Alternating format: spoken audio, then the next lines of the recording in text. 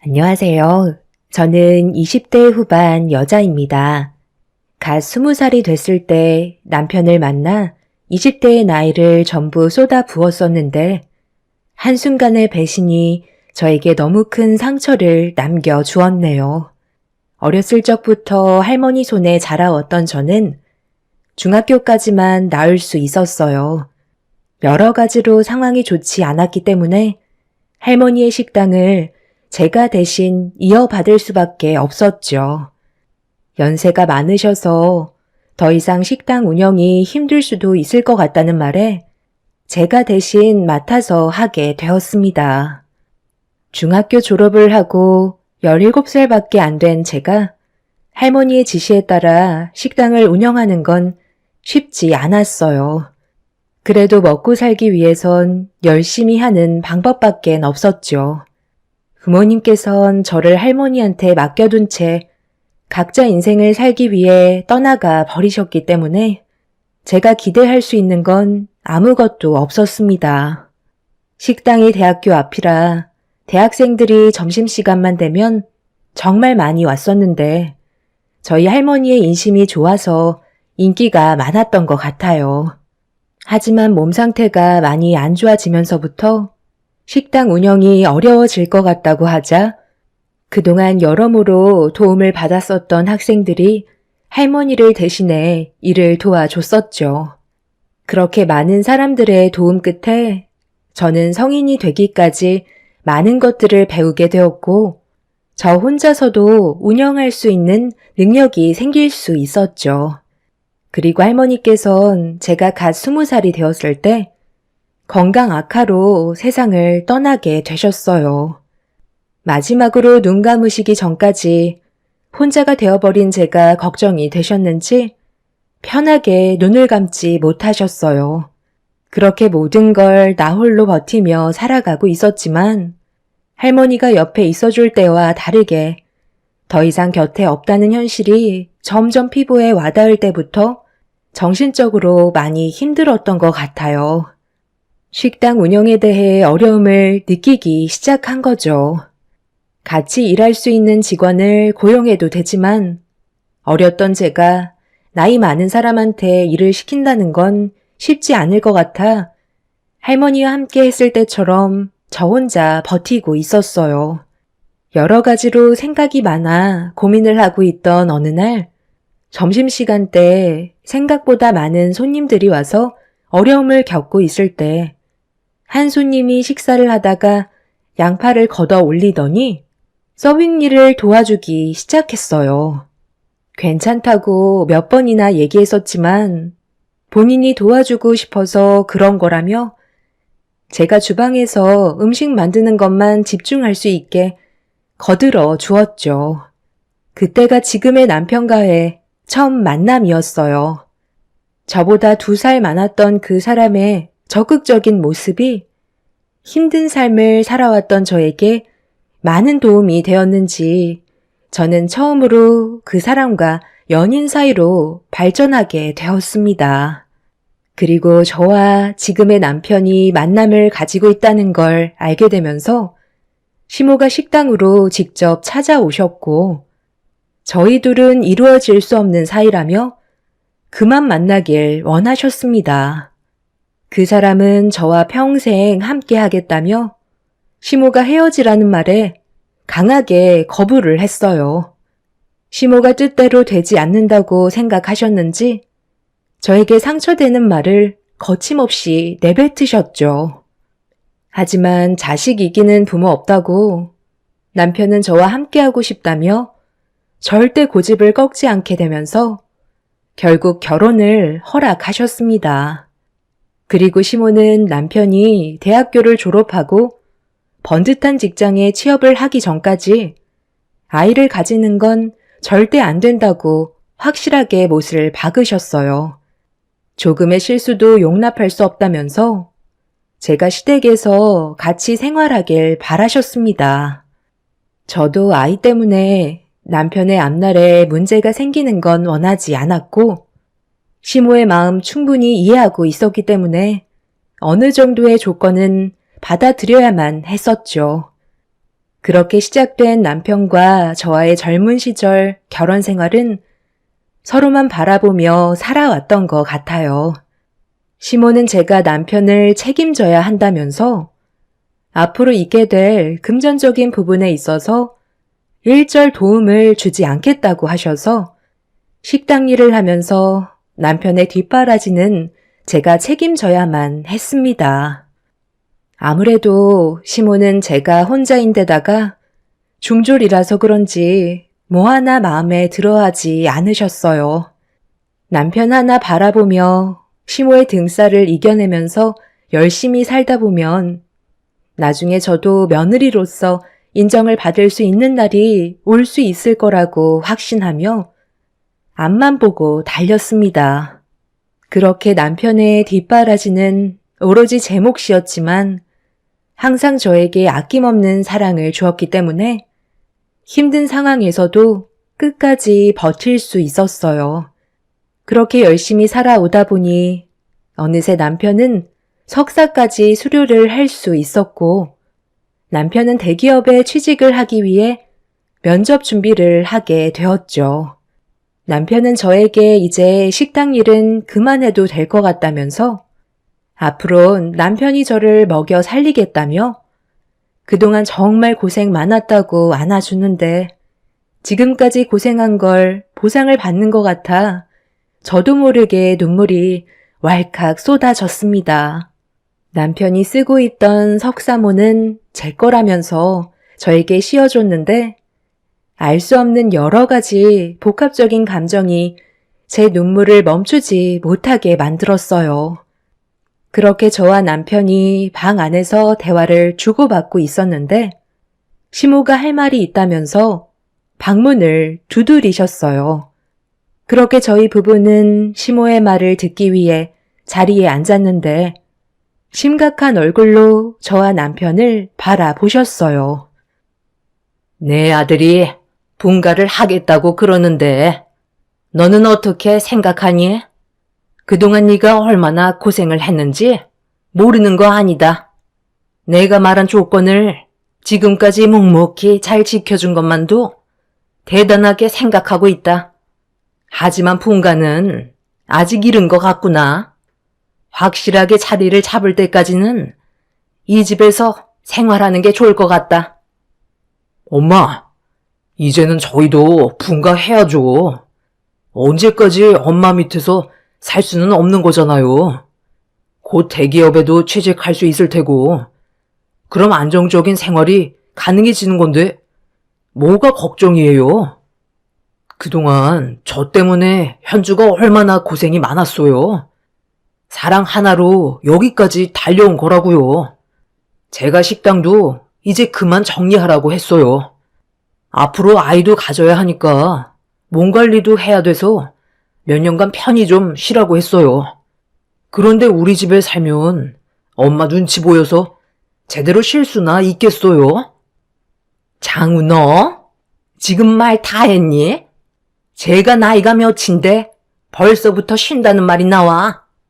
아직 30대도 안 됐으면서 창창한 나이에 한 푼이라도 더 벌어야지. 분가는 절대 안 되고 식당 처분하는 일도 나는 허락해 줄 수 없으니까 내가 판단해서 모든 걸 결정하도록 하마. 그리고 우리가 얼굴 보며 살아온 지가 벌써 8년 정도 되지 않았니?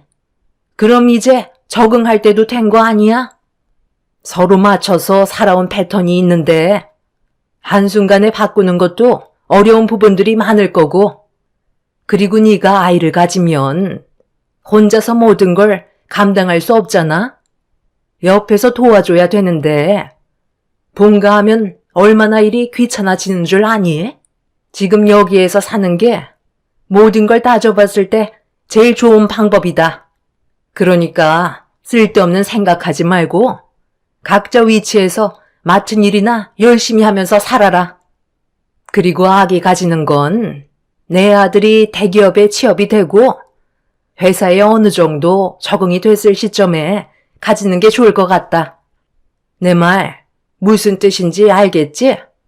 오늘은 간만에 외식이나 하러 나가자.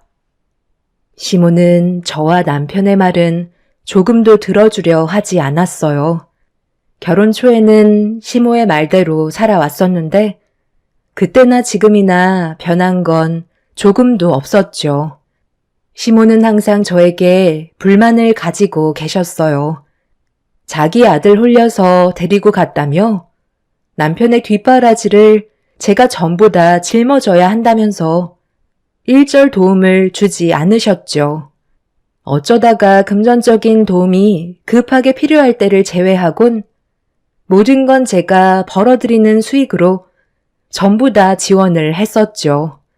저에게는 남편이 첫사랑이었고 열심히만 하면 상황은 충분히 바뀔 수 있다고 생각했지만 남편이 석사 과정을 수료한 이후에도 달라지는 건 아무것도 없었습니다. 그렇게 시댁에서 시모와 함께 살아오면서 느낄 수 있었던 건 저는 시모와 가까운 사이가 될 수 없다는 걸 알게 되면서 하루빨리 분가를 하고 싶은 마음이 제 머릿속을 꽉 채우게 되었죠. 하지만 시모는 저와 남편을 절대 놓아주려 하지 않았습니다. 제가 가지고 있던 불만들이 점점 커져만 가고 있었는데 가족들끼리 외식을 하러 나가다가 레스토랑 앞에서 누군가와 마주치게 되었어요. 시모와 친분이 있으신 분이셨는지 서로 반갑게 인사를 주고받고 있었는데 그때 시모의 행동에 너무 큰 충격을 받았었죠. 어머, 안녕하세요.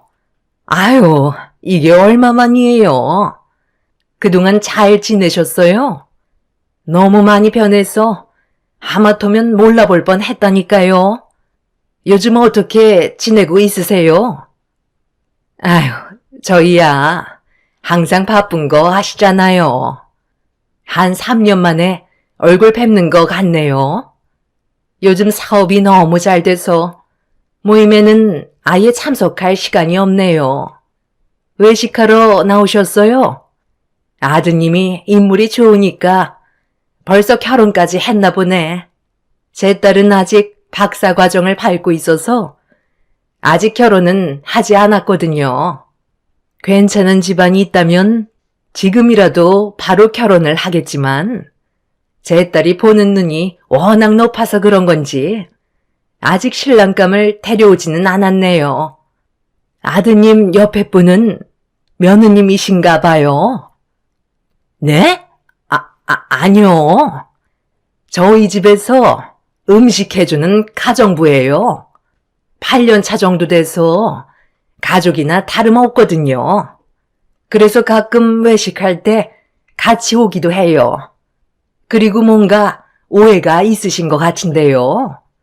제 아들 아직 총각이에요. 석사과정 수료하고 대기업 취직 준비 중에 있는 중이거든요. 나중에 시간 괜찮으시면 저랑 차라도 한잔 하시겠어요? 시모가 지인분과 주고받는 대화에 저는 너무 놀라 입을 다물지 못하고 있었어요. 지인분 옆에 있던 여자는 남편이 총각이라는 말에 힐끗 쳐다보면서 눈빛을 주고 있었습니다. 남편은 시모가 총각이라는 말에 당황해서는 제 눈치를 살피고 있었죠.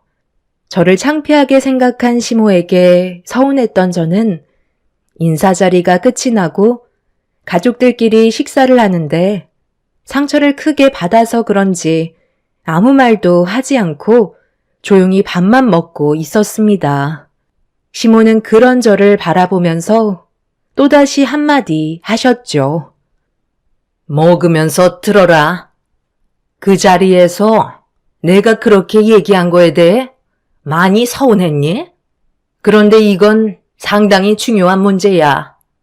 우리 집안 이미지에 얼마나 큰 영향을 주는 일인지 잘 생각해보면 내가 왜 그렇게 했는지 충분히 공감할 거다. 너는 중졸이고 학교 앞에서 작은 식당 하나 운영하고 있는데 오다 가다 마주치는 지인분한테 내 아들은 훤칠하고 석사 과정까지 수료해서 대기업 취직 준비를 하고 있는데 며느리가 중졸이라고 하면 우리 집안을 뭐라고 생각할 것 같아?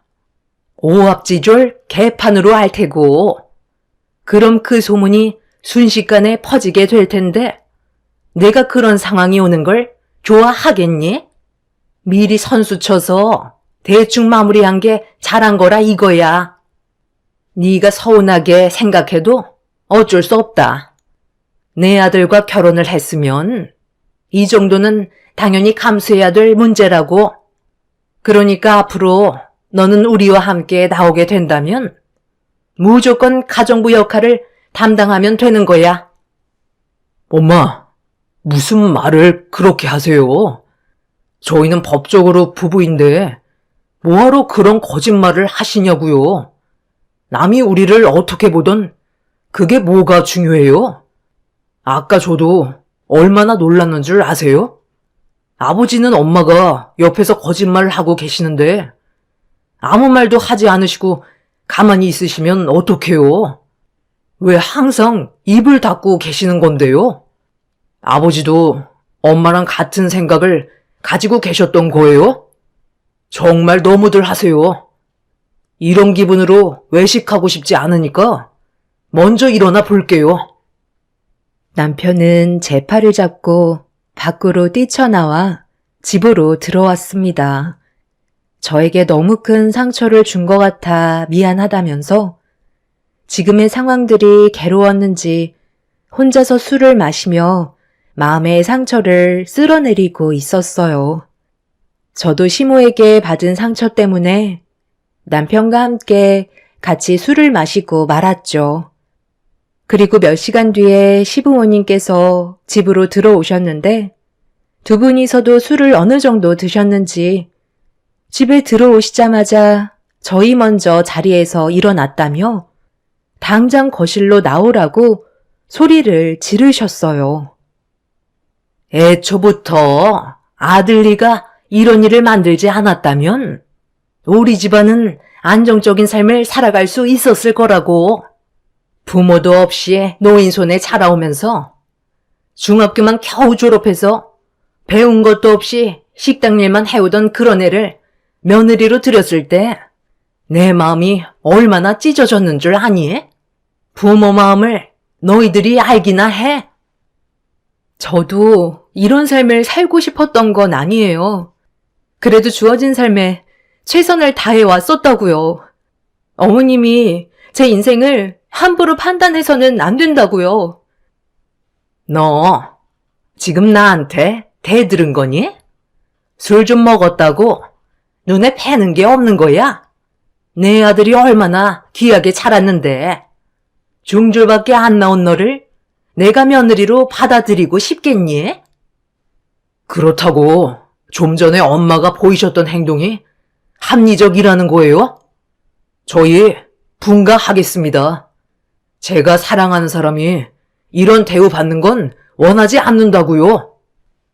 어디서 부모한테 또박또박 말을 받아치고 있어? 아빠가 너를 그렇게 가르쳤냐? 우리 가족이 얼굴 붉히면서 서로 싸우게 되는 이유가 뭐라고 생각해? 그게 다 며느리가 부족해서 그런 거 아니냐? 나도 어디 가서 며느리 자랑하지도 못한다. 중졸밖에 안 나온 며느리를 뭘 자랑할 게 있다고 떠들고 다니겠어? 제가 여기까지 올라오게 만들어준 건 다 현주 덕분이에요. 저와 결혼을 하겠다는 이유 하나만으로 이런 것들이 얼마나 많은 줄 아세요? 제 뒷바라지 혼자서 힘들게 감당할 때 며느리로 인정하기 싫다며 조금도 도와주지 않았잖아요. 그것뿐이에요. 집안 살림도 혼자서 거의 다 하는데 얼마나 힘들겠냐고요. 부릴 만큼 부리셨으면 이제 그만 인정해 주세요. 살면서 학력이 뭐가 그렇게 중요한데요? 열심히 땀 흘리며 살아가고 있는 모습이 제일 중요한 거 아니겠어요? 남편이 시부모의 말을 받아치자 시모는 남편의 얼굴에 손을 올려 붙였습니다. 저는 너무 놀라 시모에게 뭐 하시는 거냐고 소리를 지르자 시모는 저에게도 손을 올려 붙이셨어요. 흥분을 억누르지 못한 상태에서 저와 남편을 번갈아 쳐다보시더니 갈라서라는 말까지 나오게 되었죠. 저만 없어도 시댁 집안은 평화와 행복만 가득할 거라면서 저보고 네 주제를 알고 평생 웃음이나 팔아가며 식당 운영하라고 온갖 막말을 퍼부으셨습니다. 그동안 서로가 말을 안 했지만 쌓여왔던 안 좋은 감정이 많았던 터라 분노는 쉽게 가라앉지 않았습니다. 결국 저는 그날 시댁에서 뛰쳐나와 할머니께서 물려주신 식당에서 하염없이 눈물을 쏟아내고 말았어요. 시부모가 남편을 가로막아 저를 따라오지 못했지만 그 사이 많은 걸 생각할 시간을 가질 수 있었어요. 이런 식의 결혼 생활은 앞날이 좋아질 것 같지 않아 시댁을 등지고 살아가는 게 오히려 좋을 것 같다고 판단하게 되었죠. 더는 시모에게 휘둘리며 살고 싶지 않았어요. 그래서 다음날 남편이 식당에 찾아왔을 때 분가하자는 말을 꺼내게 되었습니다. 그런데 전날에 무슨 일이 있었던 건지 먼저 분가하자고 했던 남편이 한참 동안 머뭇거리더니 충격적인 말을 입 밖으로 꺼내게 되었어요. 우리가 함께 살아온 세월이 절대 짧지 않다는 거 잘 알아. 하지만 나는 부모님을 등지고 살 수는 없어. 당신은 이런 내 마음 잘 알지는 못할 거야. 부모의 품에서 자라오지 않았기 때문에 내 감정을 전부 다 이해할 수 없을 테지만 나는 당신도 놓치고 싶지 않고 부모님과 인연을 끊고 싶지도 않아. 어제 당신 혼자 우리 집에서 뛰쳐나갔을 때 앞으로 어떻게 살아야 할지 너무 막막하더라고. 열심히만 살다 보면 그동안 해결되지 않았던 것들이 하나둘 자연스럽게 풀어질 거라고 생각했는데 오히려 더 역효과만 불러오고 있잖아. 나는 이런 삶을 원했던 건 아니야. 그런데 계속 당신과 우리 부모님과의 관계가 무너지는 모습을 지켜봐야 한다면 나는 하나만 선택할 수 있을 것 같아. 나를 낳아주신 부모님과 함께 하겠소. 이게 내가 내린 결정이야. 정말 미안해. 그러니까 지금 당신은 나랑 여기까지만 그만 끝내자는 거야? 내가 그동안 누구 때문에 버티면서 살아왔었는데 어떻게 그런 말을 할 수가 있어? 내 입장에서 조금이라도 생각해 봤다면 그런 말은 절대 못하지. 여태까지 나는 당신을 사랑하는 이유 하나만으로 버티면서 살아왔고 내 모든 걸 바쳤는데 어떻게 헤어지자는 말을 할 수가 있는 건데? 나는 절대 이혼 못하니까 당신이 내 편이 되어줘. 일단 우리 분가부터 하는 걸로 하자. 따로 지내면서 각자 생각할 시간을 만들어야 될 것 같아. 한 지붕 아래 같이 살다 보니까 마찰이 심해져서 이 지경까지 온 것 같은데 해결할 수 있는 방법은 분가밖에 없어. 미안해. 지금 내가 당신한테 해줄 수 있는 말은 아무것도 없어. 나는 부모님과 인연을 끊고 당신을 따라갈 정도로 강 큰 남자가 아닌가 봐. 둘이 대화는 끝났니? 대충 무슨 말인지 알아들었지? 내 아들은 너를 선택한 게 아닌 키워준 부모를 선택한 거다. 아무리 네가 내 아들을 위해 모든 걸 쏟아 부었다고 해도 네가 부모를 이겨낼 수는 없는 거야. 우리 여기까지만 하자. 너도 내 아들을 위해 인생을 쏟아 부었고 많은 것들을 희생했지만 어쩌겠니? 우리의 인연이 여기까지인걸. 이제 그만 정리하고 각자 갈 길 가면 될 것 같다. 내 아들이 오늘 아주 중요한 선자리가 있거든. 저번에 너도 얼굴 봤지? 그 집안과 우리 집안이 아마 좋은 관계로 발전할 수 있을 것 같아. 내가 왜 너한테 지금까지 아이를 가지지 말라고 했는지 알아? 너희 집안 유전자가 얼마나 형편이 없니? 정상적인 부모 밑에서 자라오지 않았던 네가 제대로 된 유전자를 가지고 태어났겠어? 그와 반대로 우리 집안 봐봐라. 내 아들 석사 과정 밟았고 정상적인 부모 밑에서 많은 사랑을 받으며 자라왔었잖니? 이미 우리는 이어질 수 없는 관계였지만 지금껏 억지로 살아왔던 것 뿐이다. 그래서 이제 그만 제자리를 잡으려는 것 뿐이야. 내 아들은 교수 집안과 선을 보게 될 테고 이세는 좋은 유전자로 얻을 계획이니까 이제 우리 집안과의 인연을 마무리 지어줬으면 좋겠다. 그럼 제 인생은요? 저는 이 사람 하나 보고 지금까지 버티며 살아왔었는데 제가 손해본 건 어떻게 보상해 주실 건데요?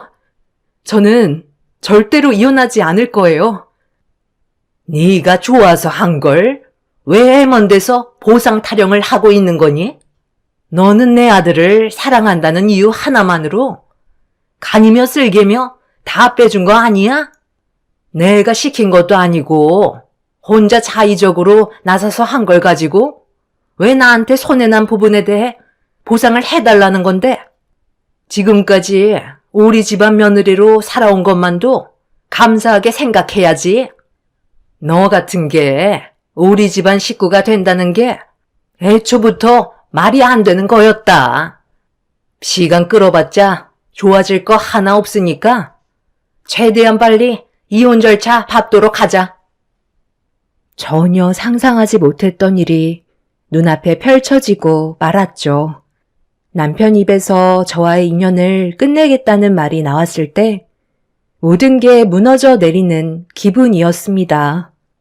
남편은 저를 사랑한다고는 했지만 부모와 인연을 끊어낼 만큼 저를 사랑한 건 아니었어요.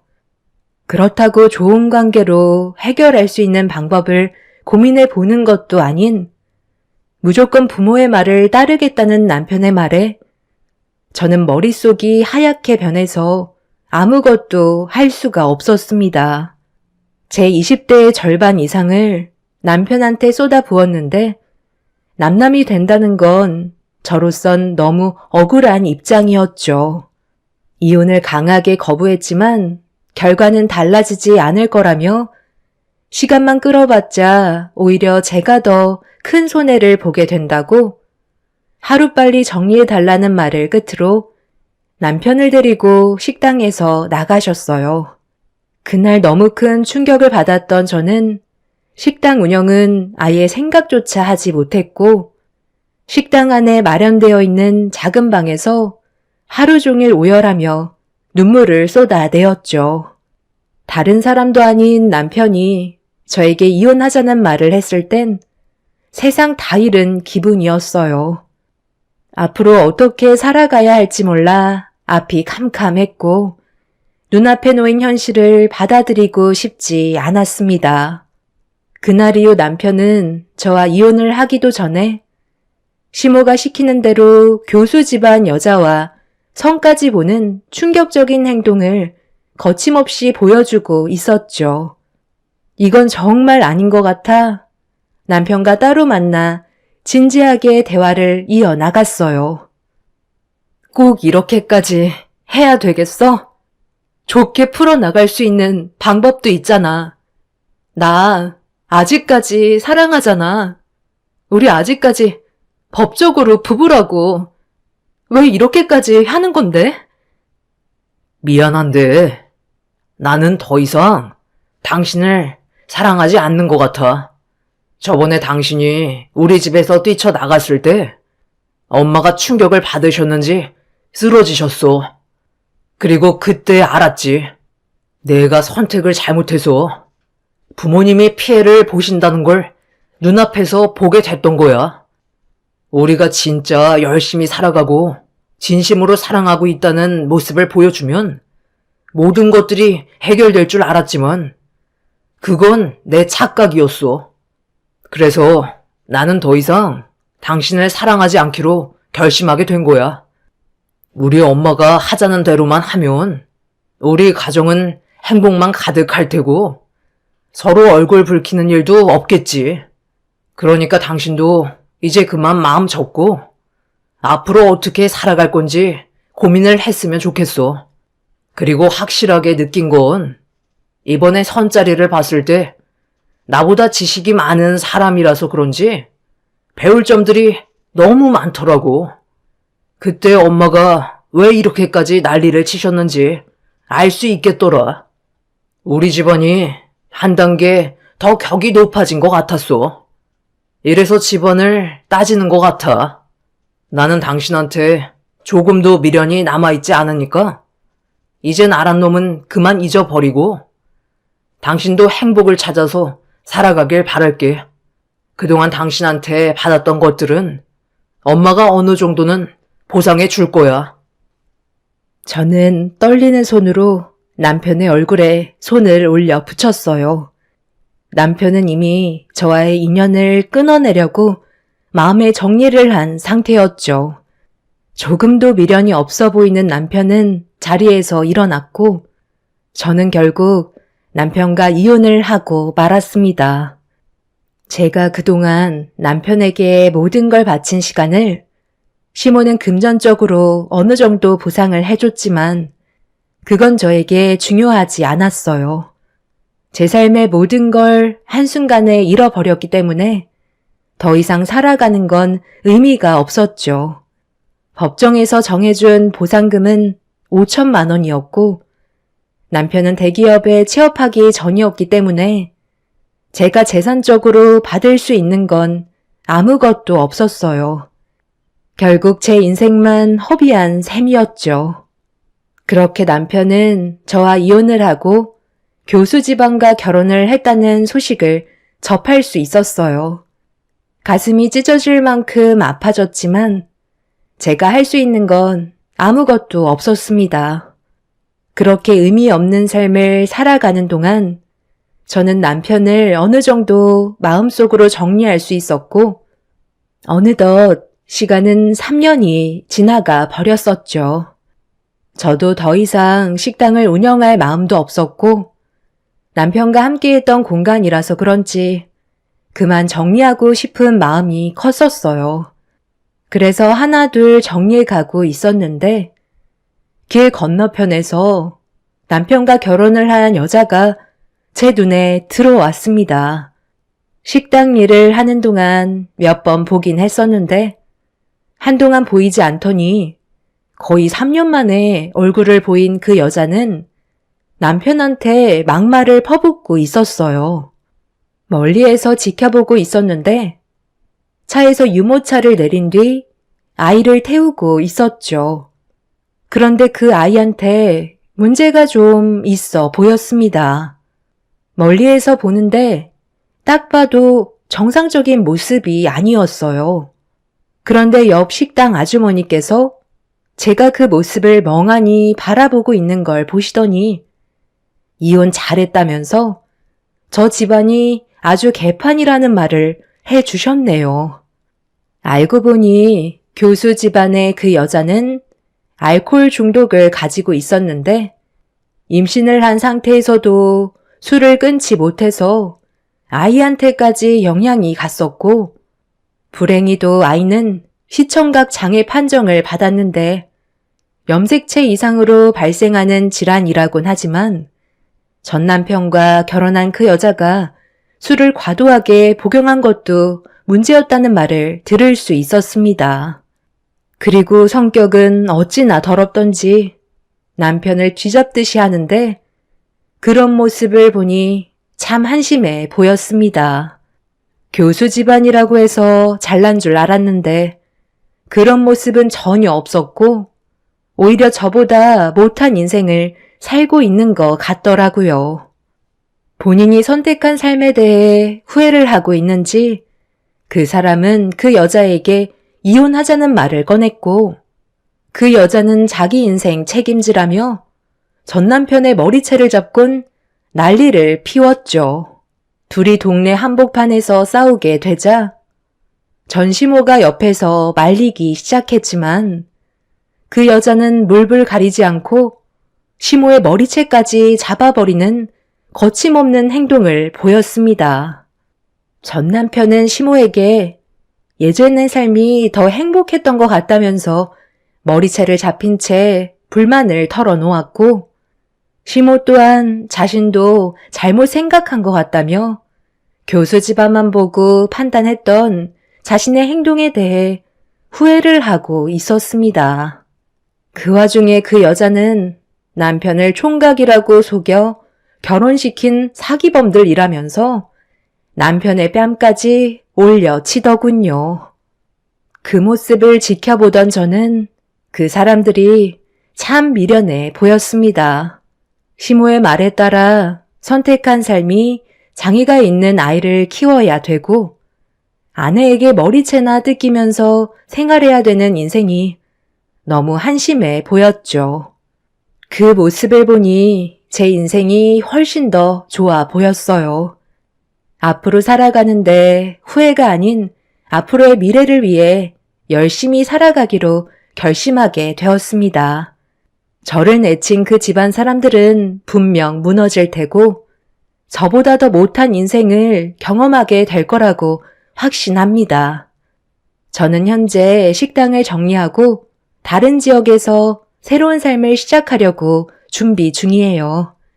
아직 젊은 나이기 때문에 열심히 살다 보면 또 다른 행복이 저에게 다가와 줄 거라 믿고 있습니다. 저에게도 이제 불행이 아닌 꽃길만 걷는 삶을 찾고 싶네요. 과거의 일들은 인생 경험했다 생각하고 앞만 보며 달려가려고요. 제 사연 들어주신 분들 감사합니다. 안녕하세요. 4살 아이를 키우고 있는 싱글맘이랍니다. 지금은 친정에서 생활을 하고 있는데 사실 저희 부모님은 부부의 이혼에 대해서 호의적인 편은 아니었어요. 아이가 건강하게 자라기 위해서는 부모가 모두 있는 가정이 우선이라고 생각하셨죠. 그렇지만 제가 이혼을 하고 나서는 그 생각이 완전히 바뀌셨는데요. 이렇게 바뀌게 된 계기를 여러분들에게 알려드리려고요. 신혼 때 전 남편은 무척이나 부지런한 사람이었는데 퇴근하고 나서 집안일도 척척 알아서 잘했고 일도 열심히 하는 사람이었죠. 그런 남편과 결혼을 한 게 전 축복이라 생각을 했었지만 처음엔 전 바로 임신을 할 계획이 없었어요. 아직 연차가 높은 편도 아니었고 좀 더 일을 하고 싶었기 때문이었어요. 그런데 남편과 시댁에서 적극적으로 임신을 지원하겠다고 나섰어요. 여보, 나는 아직 더 일을 하고 싶어. 사실 임신을 하는 건 문제도 아니고 회사에서 출산 육아휴직도 잘 되어 있는 건 맞지만 아이가 태어나고 나서 돌보는 게 문제잖아. 당신이나 나나 평소에도 야근도 많고 바쁜데 우리 둘이서 어떻게 아이를 돌볼 수 있겠어. 그렇다고 육아휴직 끝나고 이제야 돌진한 아이를 어린이집 맡기는 게 쉬운 것도 아니고 좀 더 연차 쌓이고 나면 경력도 있을 거고 프리랜서로 일도 할 수 있을지 모르니까 그때 되면 계획하는 게 나을 것 같아. 지금은 조금 이르고 한 3, 4년 뒤에 임신 계획하는 게 어때? 당신 마음 이해해. 나도 일에 대해서는 욕심도 있고 더 잘하고 싶은 생각도 있으니까. 당신은 지금 하는 일 정말 좋아하잖아. 더 열심히 하고 싶다는 거 나도 충분히 이해하는데 솔직히 그때 돼서 우리 몸 상태가 어떨지도 모르는 거고 지금도 우리가 30대 중반인데 더 나이가 들어서 임신 준비하다 보면 많이 힘들지 않을까 생각도 들거든. 우리가 지금 당장 임신을 시도한다고 해서 바로 될지도 모르는 거니까. 그런가? 하긴 주변에서도 임신이 잘 안 돼서 고민하는 사람들 많긴 하니까. 그런데 막상 시도했다가 바로 되면 어떡해. 우리 그러지 말고 그냥 3년 뒤에 임신하는 걸로 하자. 나는 지금 당장 아이를 낳고 싶은 생각은 없어. 당신도 결혼할 때 아이 생각은 없다고 했잖아.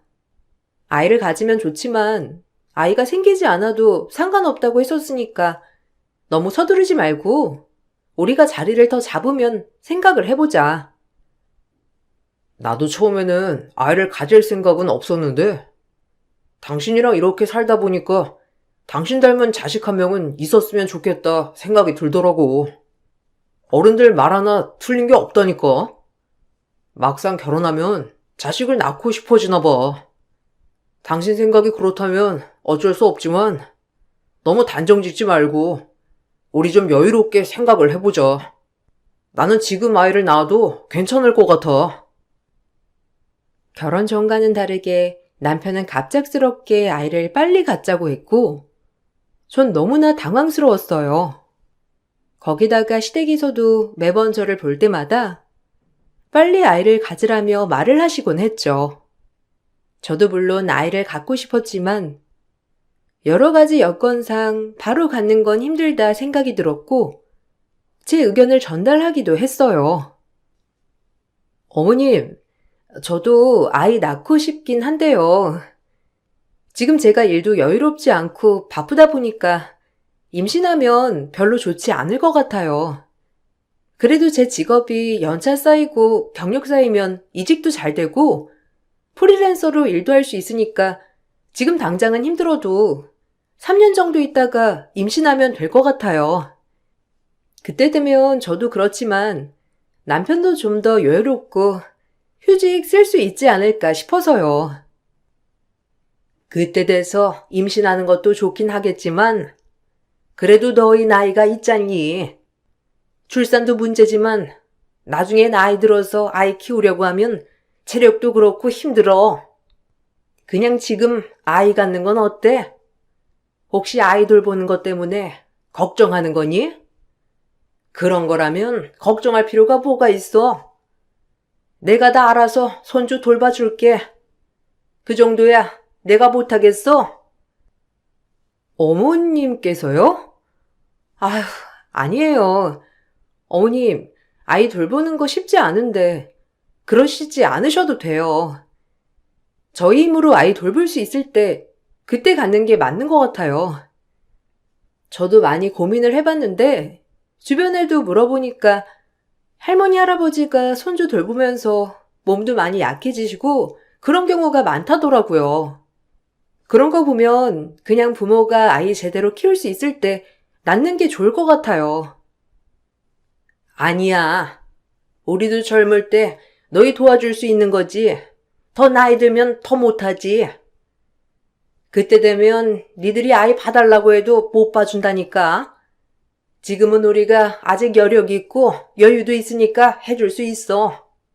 평생 봐주겠다고 하는 것도 아니고 니들이 알아서 아이 돌볼 수 있을 때까지만 도와준다는 거야. 다른 거 걱정할 필요 없으니까 고민하지 말고 아이 낳아. 내가 봐주는 거 부담스러우면 아니면 도우미 부르는 비용이라도 우리가 지원해 줄 테니 걱정하지 마라. 이것 봐. 엄마도 이렇게 말씀하시잖아. 아빠도 아직 경제활동 하시니까 다 지원해 주신다고 하잖아. 우리가 너무 걱정한 거라니까. 주변에서 이렇게 도와주겠다고 나서는데 아직도 고민이야? 지금이야 엄마 아빠가 젊으셔서 도와주실 수 있는 거지. 진짜 나중에는 아이도 봐야 하고 부모님도 부양해야 하고 그러면 더 머리 아프다니까. 몇 달을 끈질기게 설득하던 남편과 시부모의 말에 저는 넘어가고 말았어요. 아이를 꼭 돌봐주시겠다며 집도 시댁 근처로 옮기시길 바라셨고 결국 저희는 제 직장에서도 멀었던 시댁 근처로 집을 옮기게 되었죠. 시댁에서는 너무나 좋아하셨는데 임신을 시도하고서 얼마 지나지 않아 바로 임신을 하게 되었고 다행히 직장에서도 축하해주는 분위기였어요. 직장에선 저를 배려해 주기도 하고 출산휴가 시기랑 육아휴직 시기에 맞춰 대체자를 미리 고용하기도 했어요. 행복한 임신 기간을 지나게 되었고 그렇게 임신 8개월이 되었는데 제 몸 상태가 별로 좋지 않았어요. 배뭉침이 잦았고 병원에서도 안정이 필요하다고 휴직을 권유하고 있었죠. 회사 측에서도 제 상황을 배려해 주셨는데 문제는 남편과 시댁의 반대였어요. 어머님, 저 이번 달 말까지만 일하고 휴직계 내려고요. 지금 배뭉침도 너무 심하고 병원에서도 이왕이면 다 채워서 낳는 게 낫다고 하셔서 휴직하고 출산 준비해야 할 것 같아요. 그렇게 되면 복직이 좀 빨라질 수도 있을 것 같아요. 직장에서는 그냥 아이 낳고서 1년 정도 쉬어도 괜찮다곤 했는데 출산 휴가를 좀 일찍 쓰는 거다 보니 저도 복직을 좀 일찍 해야 할 듯 해서요. 왜? 굳이 그런 생각을 하니? 회사에서도 네 사정 다 봐줬다며. 그냥 주는 대로 받으면 되지. 왜 일찍 복직을 한다고 그래? 그리고 원래 막달 다가오면 배도 붕치고 하는 거야. 막상 그래도 아이는 태어날 때 되어서야 태어나는 건데 지금부터 굳이 휴직을 할 필요가 있어? 네가 그렇게 눈치 보이면 그냥 막달까지 꾹 참았다가 그때 쓰면 되는 거 아니니? 그게 저도 몸이 좀 힘들어서요.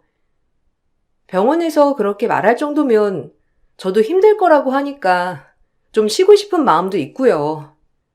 아이 낳고 나면 아무래도 제대로 쉬지 못할 것 같아서 일찍 휴직해야 할 것 같아요. 예. 아이 낳으면 어차피 산후조리 하면서 쉴 테고 아이 어릴 때는 매일 누워있는 애 밥만 잘 주면 될 텐데 네가 뭘 못 쉰다는 거야. 오히려 아이 어릴 때가 더 잘 쉬고 그러는 거지. 그러지 말고 그냥 막달까지 쭉 일해. 아이를 낳아도 직장에서 나와서 쉬면 되는 거지. 뭐 지금부터 빨리 앞당겨서 쉴 필요가 뭐가 있니? 그리고 너희 회사 유급으로 휴직할 수 있는 것도 아니고 무급이잖니. 그럼 네가 쉬면 우리 아들만 돈 벌 텐데 굳이 그럴 필요가 있어? 그래, 엄마 말도 맞아. 나중에 아이 낳고 나면 돈 쓸 일이 얼마나 많은데. 한 달이라도 바짝 벌어야지. 당신 몸 힘든 건 내가 이해하지만 지금 당장 출산할 것도 아니고 병원에서도 그냥 권유한 거지 무조건 쉬라고 한 건 아니잖아. 내가 보기에는 당신 막달까지 꽉 채워서 아이 낳을 것 같아. 그러니까 걱정하지 말고 그냥 다음 달까지는 어떻게든 일하는 게 낫겠어. 시모와 남편은 막달까지 꾹 참아야 한다고 말했는데 그때 당시는 서운한 마음도 있었지만 당장 출산을 하게 될 것도 아니었고 아직 출산일까지 남았으니 내가 너무 섣부르게 생각한 건가 싶었죠. 그런데 아이는 8개월이 돼서 일찍 나오고 말았고 다행히 별다른 문제 없이 태어나서 망정이었지 병원에서는 쉬라고 한 말은 왜 듣지 않았냐면서 혼을 내시기도 했죠. 아이가 태어나고 나서 산후조리는 친정엄마가 해주셨는데 친정엄마는 제가 손 하나 까딱하지 않아도 될 정도로 아이 돌보는 것뿐만 아니라 집안 살림까지 싹 다 해주셨어요. 거기다가 신생아 돌보는 방법을 전문기관에서 교육까지 받아오셔서 저보다 더 아이를 잘 보셨답니다. 엄마 덕분에 전 모유 수유까지 할 수 있을 정도였는데 쉬는 날 없이 엄마는 아이를 내내 봐주셨고 그래서 그런지 결국 몸살이 나시고 말았어요. 일주일 정도 푹 쉬어야 하는 상황이라 그 기간에 시모가 오셔서 아이를 봐주시기도 했는데 정말 너무 불편하더라고요. 어머님, 아이 이제야 잠들었어요. 자꾸 아이 만지시면 깨날 수도 있어서 나중에 아이 깨나면 그때 사진도 찍으시고 안으시고 하세요. 그리고 아까 아이 젖병 어디다 두셨어요? 보니까 세척된 거 하나도 없던데. 제가 지금 세척할게요. 어머님, 그리고 저 잠깐 정형외과 좀 갔다 와도 될까요? 팔목이 너무 아파서 병원을 갔다 와야 할 것 같아요. 정형외과? 왜? 고작 아이 좀 많은 거 가지고 팔이 아프니? 그거 아이 좀 크면 괜찮아. 병원까지 갈 필요 없어. 예, 애 자고 있으니까 지금 얼른 가서 빨래도 돌리고 설거지 좀 해놔. 저녁에는 네 남편 좋아하는 김치찌개 좀 해먹자. 매번 간도 제대로 안 된 음식 먹으니까 밋밋하고 맛도 없고. 어떻게 네 엄만 이런 음식을 먹으라고 해놨다니? 좀 맵고 칼칼한 음식 먹어야 속이 풀리지 원. 아직 모유 수유하고 있어서 엄마가 자극적인 음식은 되도록 안 먹는 게 좋다고 해서요. 아니면 전 엄마가 해준 음식 먹을 테니 어머님이 드실 음식 해서 드셔도 돼요. 아, 아까 어머님 마트 갔다 오신다고 하신 거 아니세요? 지금 아이 자고 있으니까 아니면 지금 다녀오세요. 한두 시간은 아이도 푹 잘 것 같아요. 아니면 볼일 보시고 오셔도 되고요. 그럼 나 친구 좀 만나고 올 테니까 네가 마트 좀 다녀와. 아이 일어나려면 한 1시간은 이렇게 있지 않겠니? 간 김에 이것저것 장 좀 제대로 보고 오고. 오늘은 네 남편이랑 술 한잔 해야 되겠네. 너도 이제 출산한 지 1달 다 돼가는 거 아니니? 산후조리는 이 정도면 충분하지. 더해서 뭐 할 거야? 집안일도 이젠 네가 좀 하고 남편 시키지 말거라. 시모는 출산한 지 1달도 되지 않은 저에게 집안일부터 아이 보는 것까지 모두 시키셨죠. 제 산후조리를 도와주겠다고 오셨지만 정작 오셔서는 밥상도 제가 차린 밥으로 드시고 잘 자고 있는 아이 억지로 깨워서 사진만 찍으시고 다시 재우는 건 저에게 맡기셨어요. 거기다가 남편은 시모가 와서 그런지 퇴근 후에 아이도 한번 돌보지 않았고 집안일도 하나도 하지 않은 채 매일 시모랑 술이나 마시면서 일찍 잠에 들더라고요. 전 그런 모습을 보면서 우울증이 생겼어요. 일주일 후 엄마가 다시 오셨고 제 상태를 보시고선 엄마는 너무 마음 아파하셨는데 다행히 엄마가 오시고 나서는 저도 푹 쉬면서 회복할 수 있었죠. 그나마 시모가 오기 전엔 엄마 눈치를 보면서 아이를 조금이라도 봤던 남편은 시모가 오신 후부터는 대놓고 아무런 일도 하지 않았어요. 뭐라고 하고 싶었지만 엄마가 그 꿈 알리시는 바람에 다툴 수도 없었고 그렇게 아이가 돌이 될 때까지 엄마는 저희 집을 왔다 갔다 하시면서 아이도 봐주시고 살림도 해주셨어요. 그런데 복직을 준비하던 와중에 시댁에서 황당한 얘기를 꺼내시더라고요. 저 다음 달에 복직하려고요. 회사에서도 일정 조율한다고 연락이 와가지고 답변을 해야 할 것 같아요. 그래도 아직 아이가 어려서 출근 시간은 조정을 해주신다고 하셨어요. 어린이집은 내년쯤 보내는 게 낫지 않을까 싶어서요. 어머님이 1년 동안만 아이 좀 봐주시면 정말 감사할 것 같아요. 나중에 어린이집 보내고 나면 아이 등하원만 부탁드려요. 지금 무슨 소리를 하는 거야? 내가 왜 네 아이를 보니? 니들인데 왜 내가 봐야 하는 건데? 어머, 너 너무 당연하게 나한테 부탁하는 거 아니니? 내 주변에도 보니까 며느리가 당당하게 찾아와서 아이 맡긴다고 하더니만 딱 네가 그러고 있네. 어떻게 대책도 마련 안 하고 바로 다음 달에 복직한다고 하는 거야? 난 못 봐줘. 그리고 애는 엄마가 봐야지 왜 갑자기 복직을 한다고 그래? 네? 어머님, 저 임신하기 전에 아이 봐주신다고. 저 복직할 때 아이 어린이집 가기 전까지 봐주신다고 하셨잖아요.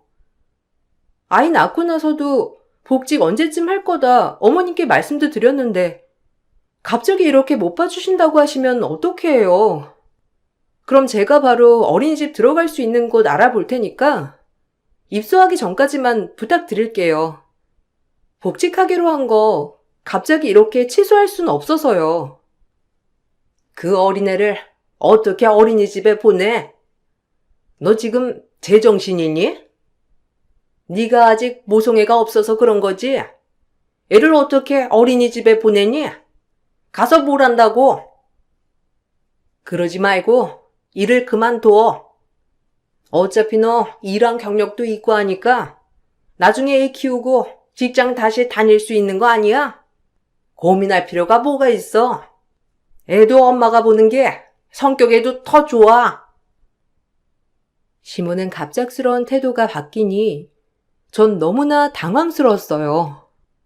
전혀 예상하지 못한 일이었고 그동안 남편에게 복직 얘기를 수없이 많이 했음에도 불구하고 아무런 말도 듣지 못했었거든요. 남편과도 엄청나게 다퉜습니다. 차라리 몇 개월 전에 못 봐준다고 하셨다면 복직을 취소하거나 사정을 말했을 텐데 한 달을 앞두고 갑작스럽게 안 된다고 하시니 너무 당황스러웠어요. 당신 어머님이 아이 못 봐주신다고 하신 거 알고 있었어?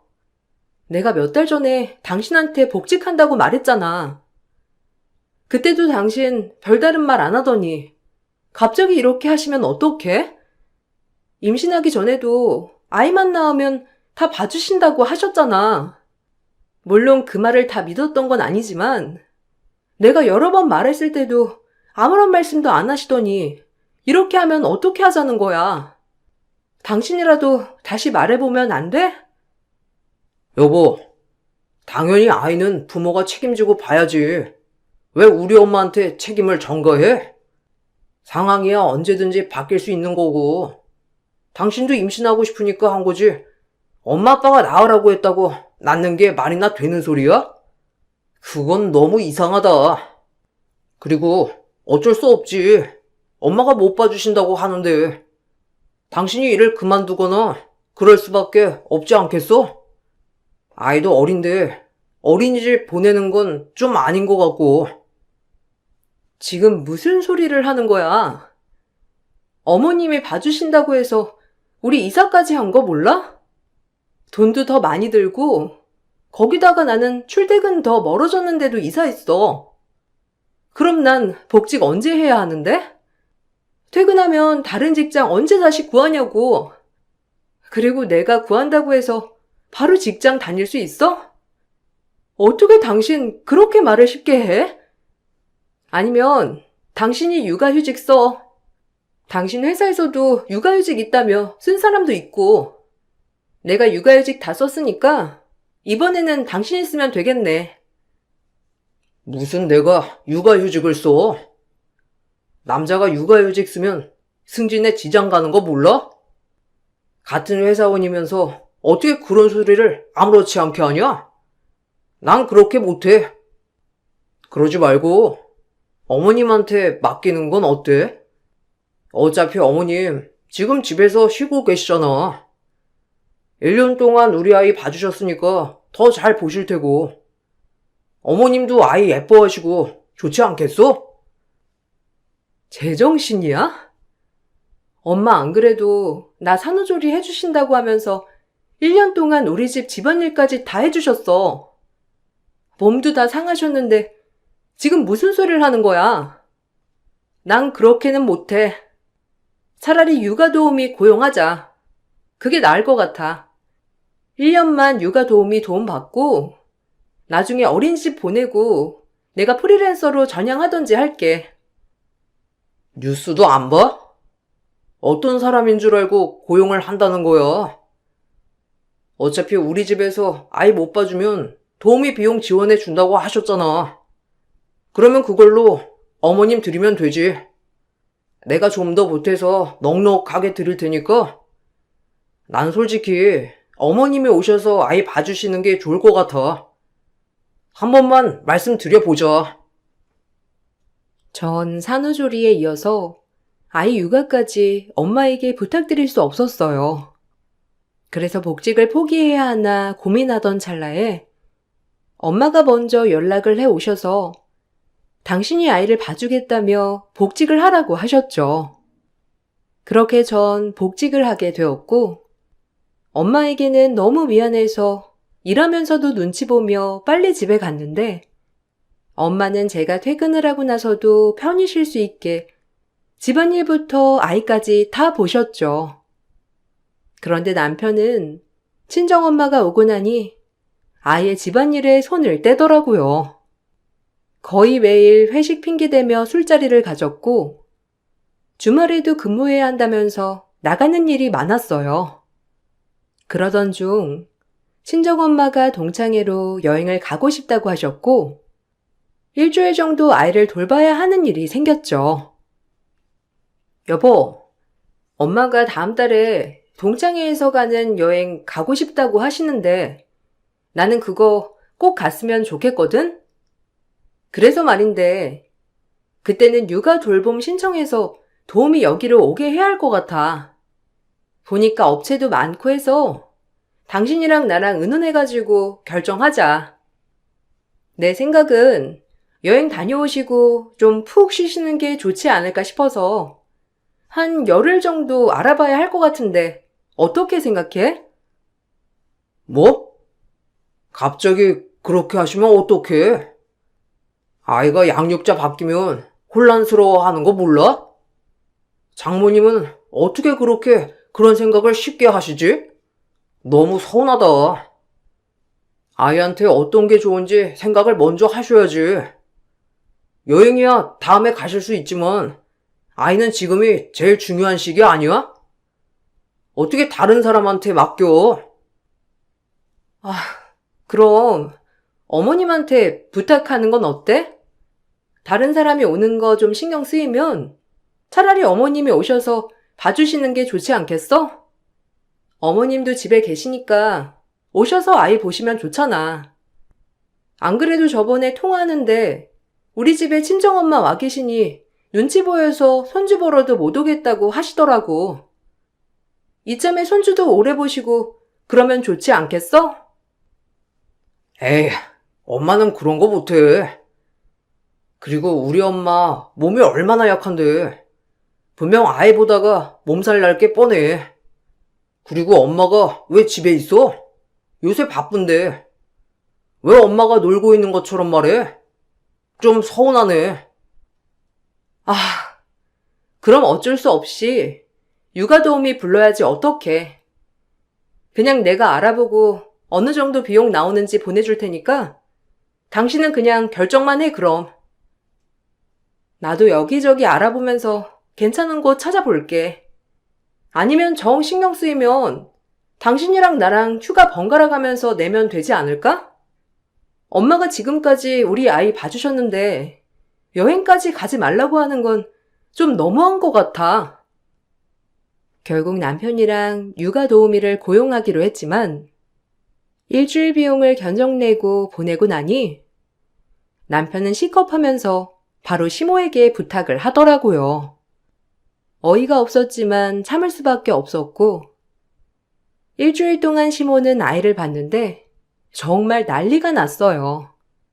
걷는 것도 서툰 아이를 데리고선 카페에 가서 아이를 그냥 방치하는 바람에 아이는 유리컵을 깨고 손까지 다쳐 봉합을 해야 했죠. 거기다가 어른들이 먹는 음식을 그대로 먹여서 배탈이 나기도 했고 결국 며칠은 제가 휴가를 내서 아이를 봐야 했어요.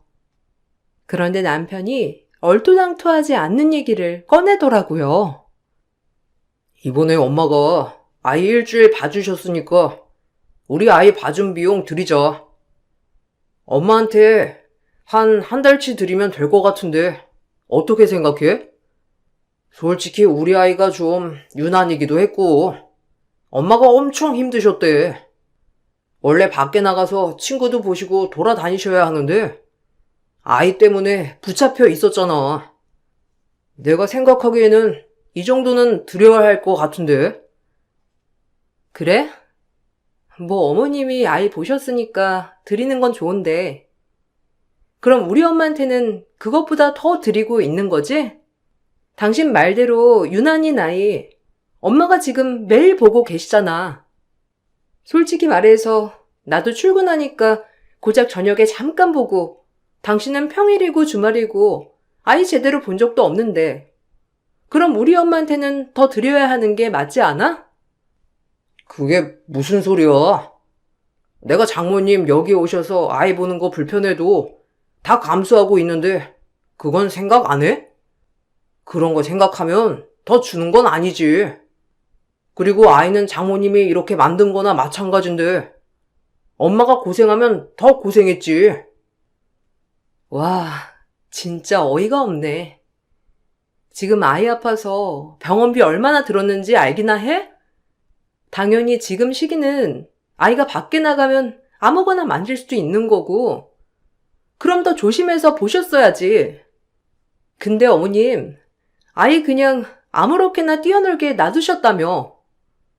그거에 대해서는 당신 뭐라고 말이라도 했어? 그걸 왜 말해?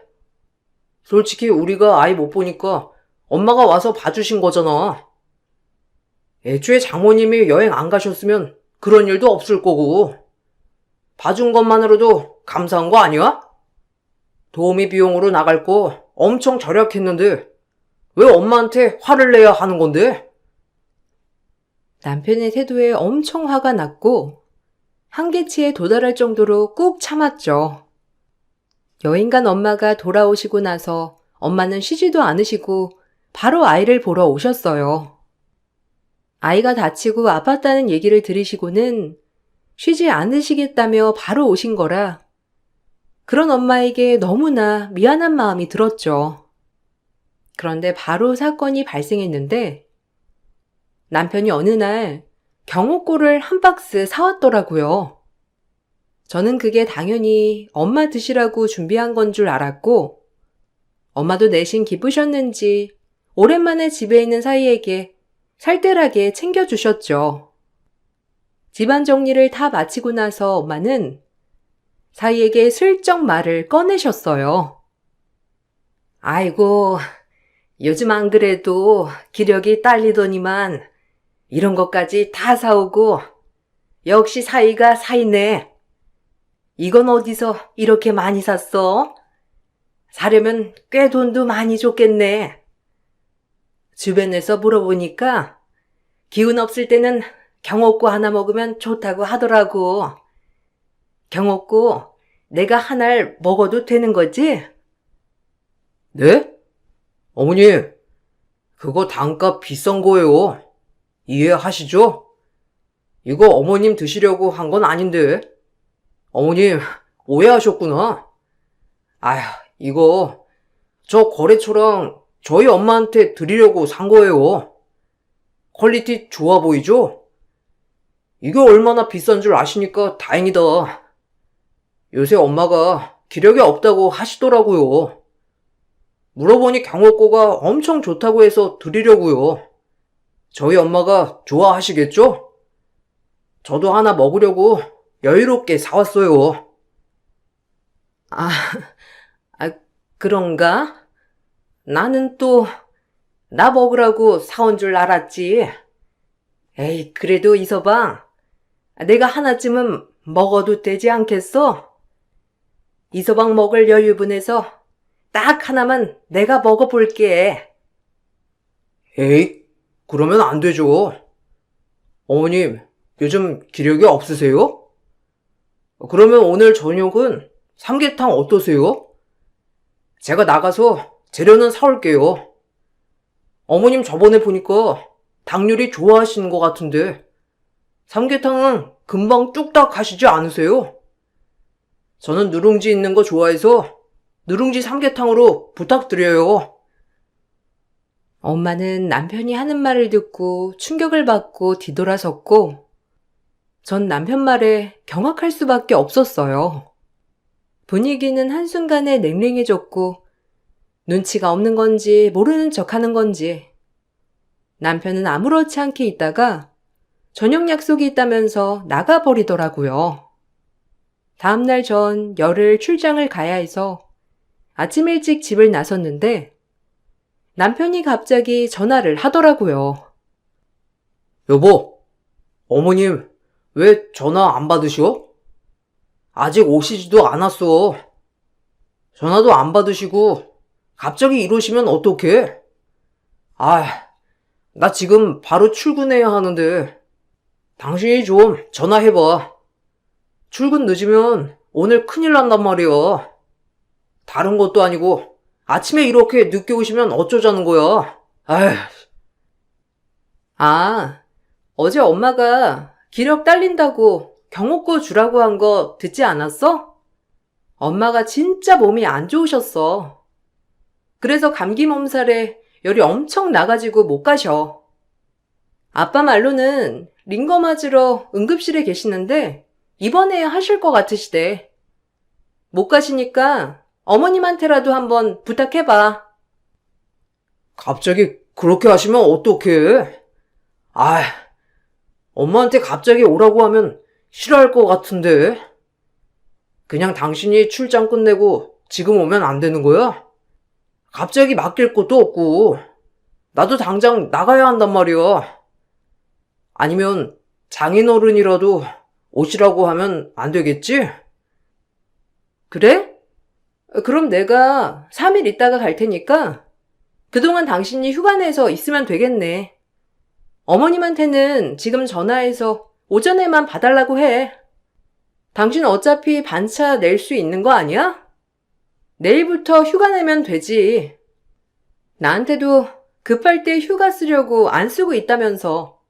저번에 우리 집 있을 때도 못 쉰다고 했잖아. 그 휴가 지금 쓰면 되겠네. 얼른 회사에도 전화해봐. 당신도 받아준다고 했잖아. 나 휴가 못 써. 그렇게 됐어. 어쨌든 그럼 그냥 내가 알아서 해결할게. 당신 3일 뒤에 온다고 했지?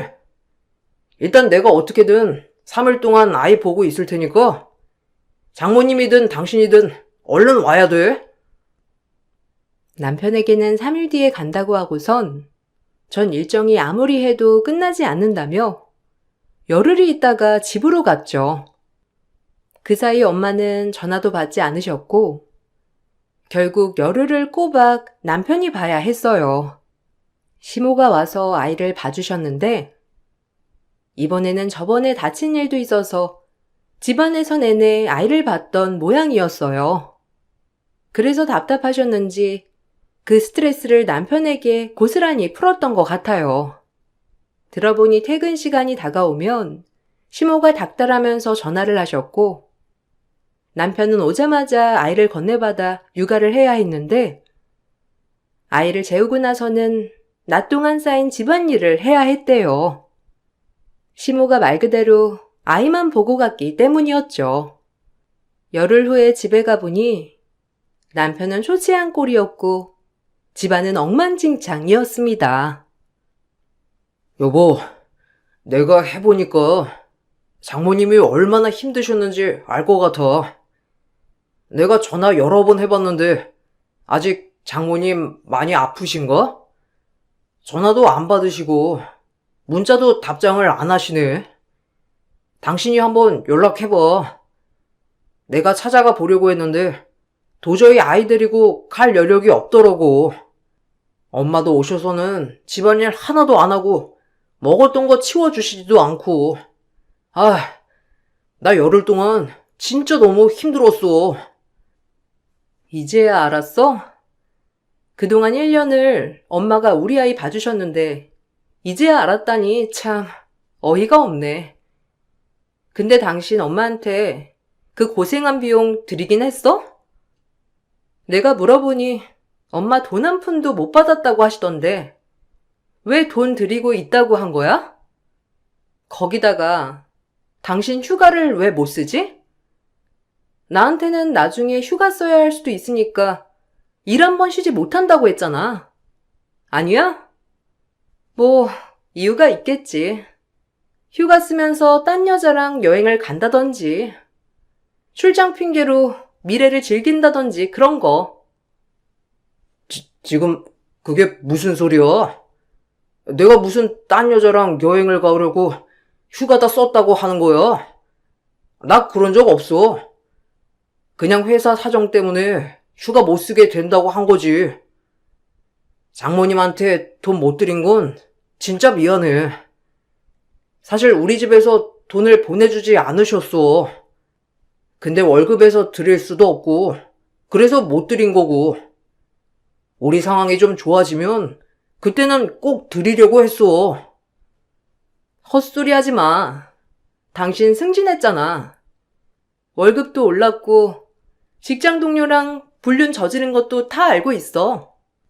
내가 언제 뒤집어 엎을까 했는데 마침 당신이 개념 없는 짓 바로 하더라. 그따위 행동하는 거 보고 내가 딱 결심했지. 우리 엄마 더 이상 상처 주면 안 되겠다 싶어서. 내가 미쳤지. 내가 불효녀야. 내 자식 그래도 온전한 가정 안에서 키우고 싶다는 욕심에 내가 우리 엄마 고생시켰어. 근데 이제는 그러고 싶은 생각 없거든? 우리 이혼해. 갑자기 이혼이라니. 나 이혼 못해. 그리고 나 다른 여자 만난 적 없어. 그거 오해야. 지금까지 내가 얼마나 일을 열심히 했는데, 열흘 동안 내가 애도 다 보고 잘못한 거 있으면 사과할게. 내가 앞으로 잘할 테니까 제발 이혼만 하지 말자. 나 이혼한 거 알면 주변에서도 뭐라고 하겠어. 왜? 네 직장에 불륜한 거 내가 까발릴까봐 두렵니? 그거 두려우면서 어떻게 만났어? 지금까지 편했지? 아이도 안 보고 돈도 안 주고 그러면서 즐길 건 다 즐기면서 사니까 편했잖아. 내가 앞으로 가시밭길이 뭔지 보여줄게. 두고 봐. 전 남편에게 이혼 소송을 하면서 당연히 불륜으로 남편과 상간녀에게 위자료 청구도 했답니다. 소장은 회사로 보내줬고 두 사람은 해임 처리로 직장을 그만둬야 했는데 상간녀는 유부녀였고 남편은 상대편 남편으로부터 위자료 청구까지 받게 되었어요. 심지어 상간녀는 가정을 지키겠다고 하는 바람에 그 가정은 온전히 지켜져 버렸고 남편은 버림받게 되었던 거죠. 뒤늦게 남편은 미안하다며 다시 시작하자고 애원했지만 전 단칼에 거절했어요. 남편은 어처구니 없게도 양육권을 주장했지만 당연히 기여한 바도 없으니 양육권은 저에게 오게 되었어요. 양육비는 남편의 기존 월급에 따라서 일시불로 청구를 진행했고 모두 받을 수 있었답니다. 문제는 저희가 양육비를 받고 나서 남편이 상간녀 남편으로부터 위자료 청구가 들어오게 되며 남편은 쫄딱 망하게 되었죠. 이혼하고선 전 너무 행복하게 지내고 있어요. 친정 부모님이 아이를 사랑으로 돌봐주시니 아이도 잘 자라고 있고 오히려 이혼하기 전보다 지금이 더 일도 잘하고 있답니다. 남편 소식을 들어보니 직장에서 잘리고 나서 그전보다 월급이 훨씬 적은 곳으로 취업했다더라고요. 이제는 시부모도 일을 안 하고 있어 남편이 생계를 책임지고 있다고 하던데 아마 빠듯하게 살고 있는 것 같아요. 전 재산을 제가 양육비로 다 끌어왔으니 아마 예전 생활로 돌아가려면 어렵지 않을까 싶어요. 이혼을 부정적으로 생각하셨던 부모님도 생각이 바뀌셨답니다. 주변에서 저처럼 이혼 고민을 하는 분이 있을 때 누구보다 이혼을 응원해 주시는 분들이 되셨어요. 저도 부모님 응원에 힘입어 더 열심히 행복하게 살아보려고요. 사연 들어주신 분들 감사드립니다. 여러분들도 행복하고 편안한 하루하루가 되시길 바랄게요. 안녕하세요. 저는 미술 입시학원을 운영하고 있는 30대 중반 여자입니다. 내 인생에서 어떻게 이런 일이 있을 수 있지? 내가 파혼을 하다니. 처음엔 너무 충격적이고 저 역시도 제 자신에게 실망과 자책을 하며 지냈지만 생각을 달리 해보면 그런 집에 시집을 안 가게 되어 다행이다 생각을 가지며 긍정적으로 살고 있습니다. 아직도 생각하면 화가 나는 그 집에 대하여 이야기해볼까 합니다. 저희 집은 아빠, 엄마, 언니 2명, 오빠 1명, 새언니 1명, 이렇게 7 식구입니다. 저희 오빠는 결혼하여 건물 위에 따로 얻어져 있는 집에 살게 되어 사실상 아주 가깝게 보고 지내고 있어요. 그리고 저희 집에 특별한 걸 소개를 하자면 저를 제외하고 6 식구가 의사인 것입니다. 제 입으로 말하긴 그렇지만 부모님 덕분에 언니와 오빠 저 모두 어려서부터 아쉬움 없이 자랐습니다. 그리고 저희는 한 건물에 옹기종기 살고 있어요. 1층엔 제가 운영하는 미술학원이 있고 그 옆엔 약국, 위에가 내과, 치과, 유방갑상선 외과 이렇게 차례대로 있습니다. 왜 제가 의사가 되지 않았냐고요? 전 어려서부터 그림 그리는 게 좋았고 부모님도 막내딸인 제가 다른 공부를 하시길 바라셨던 것도 있었죠. 저는 어려서부터 친한 친구 아니고서야 굳이 저희 집 이야기를 하지 않았기 때문에 제 주변 사람이라고 해도 저희 집에 대해 몰랐던 사람들이 많았습니다.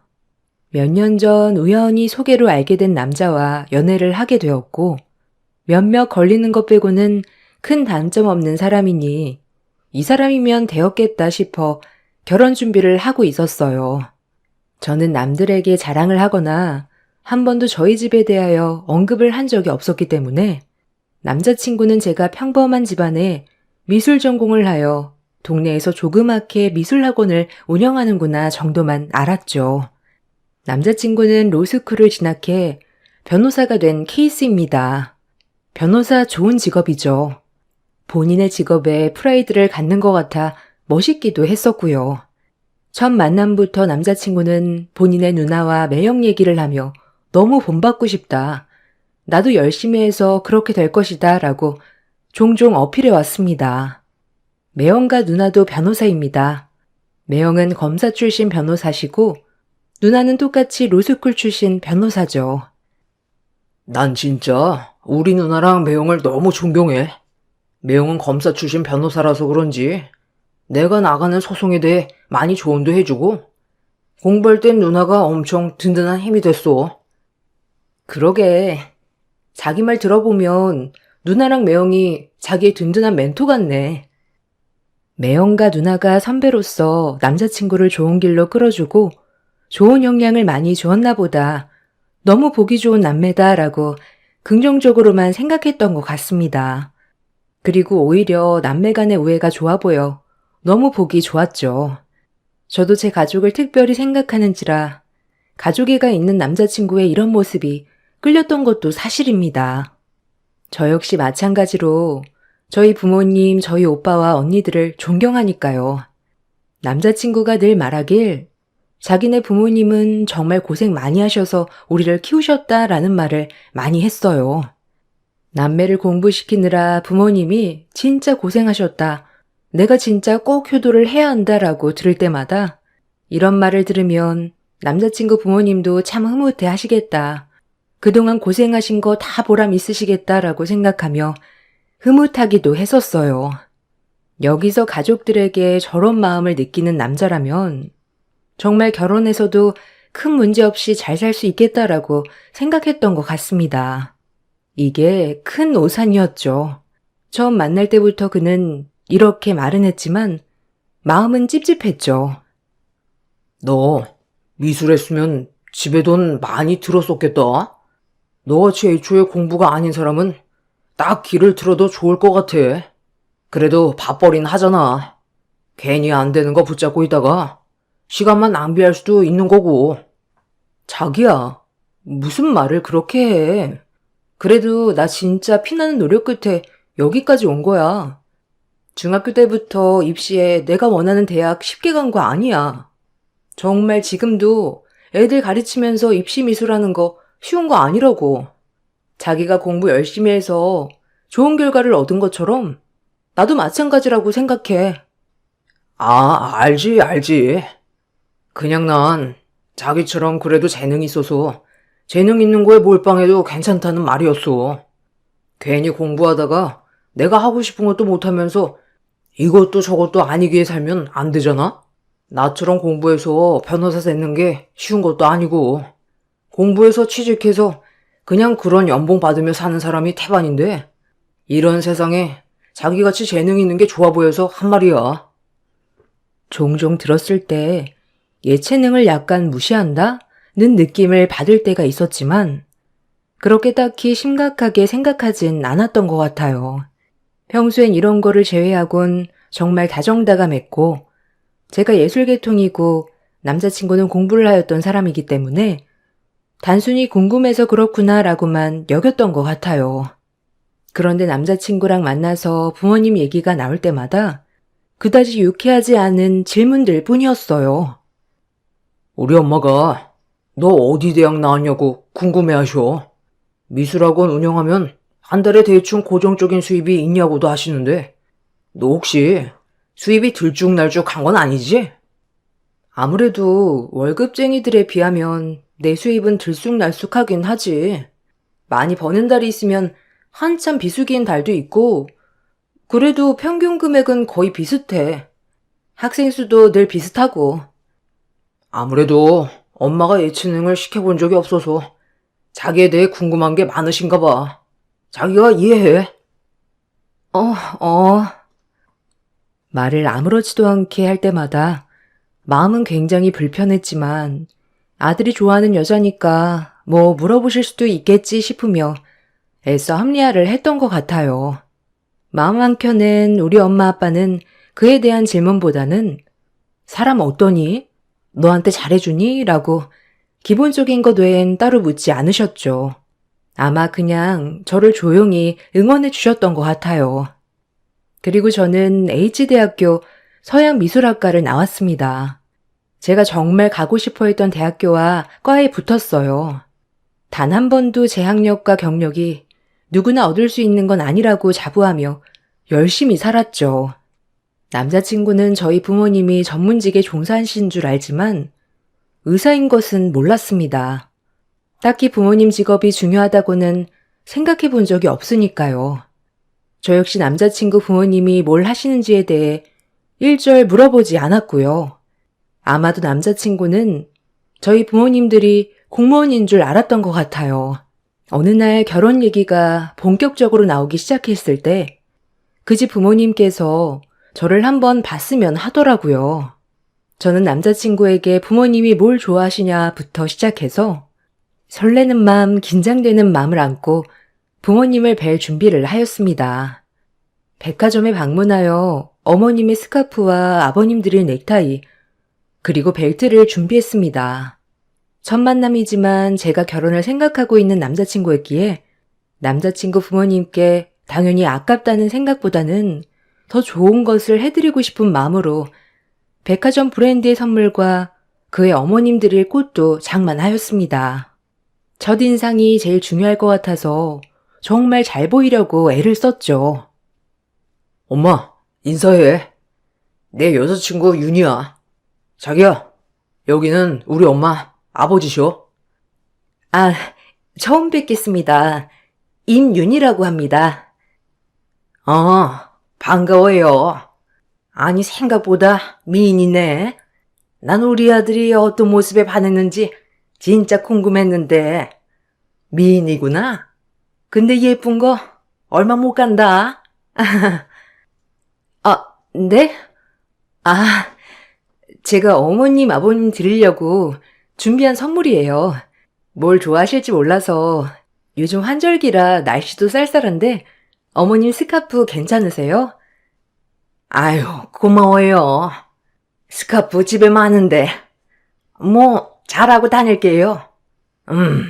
색상이 나랑 안 맞는다. 그쵸? 어디 거예요? 이 브랜드? 신경 좀 썼네요. 남친 아버님은 그냥 말없이 고맙다고 하셨지만 제가 처음 온 순간부터 그렇게 달가워하지 않으시는 것 같았고요. 남친 어머님은 처음부터 웃으면서 비아냥대는 것 같았습니다. 이때까지 둔한 저는 원래 합법이 저러신가? 라고 생각하며 어른들이니 그냥 넘어갔습니다. 난친 부모님들과 식사를 하면서 무례한 질문은 계속되었어요. 아니, 우리 아들은 진짜 변호사님이고, 난 같은 법 쪽의 사람 만나길 바랬거든. 근데 갑자기 미술한다고 해서 놀랬잖아. 아, 말은 나도 되죠? 우리 아들보다 어리니까. 얘네 누나 얘긴 들었죠? 같은 변호사 만나서 지금 말도 잘 통하고 얼마나 좋아? 이게 수준이 맞아야 한다니까, 서로. 그게 쉽나, 어디? 하여튼 내가 그린 말을 했건만. 저기, 어머님, 아버님은 뭐 하셔? 아니, 미술 공부만 한 거면 딸 하나만 미술 공부 시키신 건가? 뭐 어려서 공부는 딱히 많이 안 했어도 되잖아, 미술은. 안 그래? 네? 어려서부터 그래도 미술을 해서 재료값이라든지 입시 비용이라든지 저희 엄마 아빠도 뒷바라지 많이 해주셨죠. 진짜 이게 웬 미친 소리인가 싶기도 했어요. 처음엔 저 말을 듣고 절대 한마디도 편들어주지 않는 남친을 보며 지금 단단히 잘못되어 가고 있다고 느꼈습니다. 애초에 남친 부모님은 절 달가워하시지도 않았고 남친이 좋다니 한번 만나 알아서 떨어져 나가라고 생각하는 것 같았어요. 너무 비굴하고 수치심이 느껴졌지만 저희 부모님을 생각해서 바로 일어날 수가 없었습니다. 단 한 번도 예의 없게 가르치시지 않으셨거든요. 난 결혼해서 우리 아들이 힘들게 처자식 먹여 살리는 거 정말 반대야. 윤희 씨도 일은 할 생각이지? 힘들게 공부해서 내가 그러라고 장가 보내는 것도 아니고, 결혼하면 신랑한테 기대지 않을 정도의 벌이는 되고, 우리 딸이야. 뭐 변호사님이시니 남편한테 전혀 부담도 안 주고, 에휴, 나도 변호사 며느리 보나 했더니. 네, 저도 당연히 일을 놓지 않을 생각이고요. 지금 들어보니 어머님께서는 저를 별로 달가워하시지 않는 것 같네요. 저도 제 직종에서 공부하는 만큼은 다 했고요. 어디 가서 직업에 대해 비난받을 정도는 절대 아니라고 생각합니다. 식사는 감사히 맛있게 먹었습니다. 자기야, 엄마는 그런 뜻이 아니잖아. 그냥 요즘에는 여자들도 일을 하는 추세니까 그런 말씀을 하신 건데. 남친 입에서 젖다구로 말이 나오자마자 눈물이 후두둑 떨어졌습니다. 그 자리에서 감사히 먹었다는 말만 하고 서둘러 짐을 챙겨 나왔어요. 뒤따라 나온 남친은 왜 그러냐며 놀라서 그래도 이런 식으로 나가는 게 어디 있냐며 저한테 화를 내더라고요. 자기는 저런 말을 내가 듣고 있는데 아무렇지 않은 거야? 자기 어머님보다 난 자기 말이 더 상처야. 자기가 몰랐을 리도 없고 결국은 변호사 며느리 얻고 싶으신 건데 날 왜 만나는 거야? 어른들은 원래 좀 보수적이잖아. 사자 들어가는 직업 좋아하는 건 당연한 거고, 아무래도 매형도 변호사다 보니까 며느리도 변호사 며느리 보고 싶어 하셨던 거고, 그냥 보수적이다라고 이해해 줄 순 없어? 내가 괜찮다고 하잖아. 너랑 결혼하고 싶고 처음이라 그러시는 거야. 너가 이해해. 우리 엄마 아빠 엄청 고생했다고 했잖아. 나랑 누나 키우는데 보상받고 싶어 하시는 거 당연한 거 아니야? 뭐? 보상? 누구 신세 망치려고 며느리한테 보상을 바래. 우리 엄마 아빠도 나 키우느라 고생했는데 그 고생은 아무것도 아니고? 난 자기도 의심스러워. 그동안 했던 말들 다 어머님 입을 통해 나한테 하고 싶고 묻고 싶었던 말 아니야? 가끔 기분 나쁜 얘긴 몇 번 있었어도 대수롭지 않게 넘겼어. 자기도 예체능에 대해 아예 모르니까 그냥 궁금해서 그렇구나. 근데 이 결혼 진짜 아닌 것 같아. 그만 만나자. 지금 너 선 넘는 거야. 나 정도 되는 남자 어디 가서 만나기 힘들다는 거 너도 알잖아. 너 지금 너무 격해져 있으니 좀 수그러들고 얘기 다시 하자. 입이 떡 벌어졌습니다. 진짜 어디 이런 막말을 할까요? 그 길로 더 이상 말이 통하지 않는다는 걸 깨닫고 저는 저희 집으로 돌아왔습니다. 집에 들어서자마자 잘 다녀왔냐는 엄마, 아빠, 언니들의 물음에 눈물이 왈칵 쏟아졌어요. 아니, 왜 울어? 아니, 무슨 일 있었던 거야? 좋은 마음으로 선물 사들고 가서 무슨 일 있었어? 무슨 일이야? 야, 왜 그래? 무슨 일 있어? 얘 무슨 서름 당하고 온 것 같은데? 변호사 며느리 원한대. 아니, 내 앞에서 변호사 며느리 원해. 오늘 나 보잔 것도 일부러 부르신 거야. 나보고 알아서 떨어져 나가라고. 제 말을 듣자마자 아빠는 노발대발 하시며 찾아간다고 하셨고 엄마는 같이 눈물을 떨궜습니다. 하나밖에 없는 애지중지 막내딸, 귀엽고 하고 싶은 거 다 하게 해주시고 곱게 키워 어디 내놔도 부족하단 소리 들어본 적 없는데 처음 본 사람들한테 이런 무시를 당하다니요. 언니들은 아주 길길이 날뛰고 전화번호 대라는 둥 집도 아수라장이 되었죠. 그날 얼마나 울었는지 모릅니다. 뜬 눈으로 밤을 새웠고 그 후부터 남자친구의 태도도 곱씹게 되며 남자친구의 연락을 철저히 차단했어요. 제가 연락을 받지 않자 다음날 미술학원으로 찾아왔습니다. 왜 이렇게 연락이 안 돼? 내가 엄마한테 뭐라고 했어? 생각해보니까 내가 너무한 것 같아. 너 혼자 어색했을 텐데 너 편은 못 들어주고 내가 미안해. 그러니까 화 풀어, 어? 난 자기랑 할 말 없어. 난 어제 자기 태도에 너무 실망했고 자기 태도를 보니 알겠더라. 결혼하면 내 앞날이 훤히 보이더라고. 앞으로 계속 무시하실 텐데 나보고 그걸 견디라고? 내가? 왜? 첫 만남에 저렇게 무례하신데 며느리 되면 얼마나 더 하시겠어. 나는 마음 정리 다 했어. 너무 극단적으로만 말하지 마. 아무래도 나 힘들게 키워오신 분들이니까 원하는 며느리 얻고 싶은 건 당연한 거잖아. 어제 엄마도 아차했어. 네가 마음 좀 풀어. 내가 잘할게, 어? 하루 이틀 제가 연락이 되지 않자 미술학원에 찾아오는 빈도는 잦아졌고 그럴 때마다 저를 설득하는 남친이었습니다. 그러다 보니 문득 이런 생각이 들었어요. 과연 우리 집안에 대해 알고 나면 어떤 생각을 하실까? 그렇게 남친과 남친 누나, 변호사라고 저를 그렇게 무시했는데 과연 저희 집안이 의사 집안에 건물 몇 채나 있는 집인 걸 알게 되면 절 그렇게 대할 수 있는지도 궁금해졌습니다. 일단 남자친구에게 알겠다는 말과 함께 본격적으로 다시 만나게 되었어요. 다시 만난다고 해서 제 마음이 변한 건 아니었지만 그래도 중간에 남친 부모님께서 조금이라도 변하게 된다면 마음이 달라질 수도 있겠다 생각도 했습니다.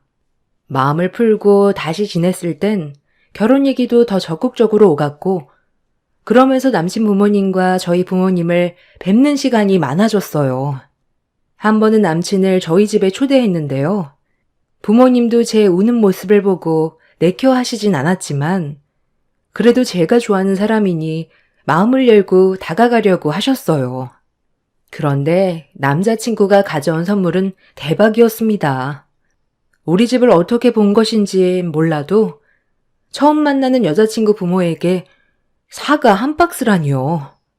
진짜 제가 뭘 가져온 건지 눈을 다시 의심만 했습니다.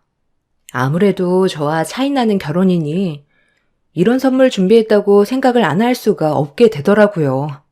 하지만 저희 엄마 아빠는 선물에 대해서는 고맙다고 받아두기만 하셨고 싫다는 내색이나 표현은 일절 없으셨어요. 딸 때문에 엄마 아빠까지 이런 대접을 받는 것 같아 너무 죄송했고요. 그때 마음을 먹었어요. 우리 집 무시한 대가를 정말 철저히 복수해야겠다고 다짐했죠. 어서 와요. 너무 궁금했어요. 음식은 입에 맞나요? 윤희한테 뭘 좋아하는지 물어봐서 준비한다고 했는데 맛있게 먹어요. 아, 갈비찜인가요? 아, 맛있네요.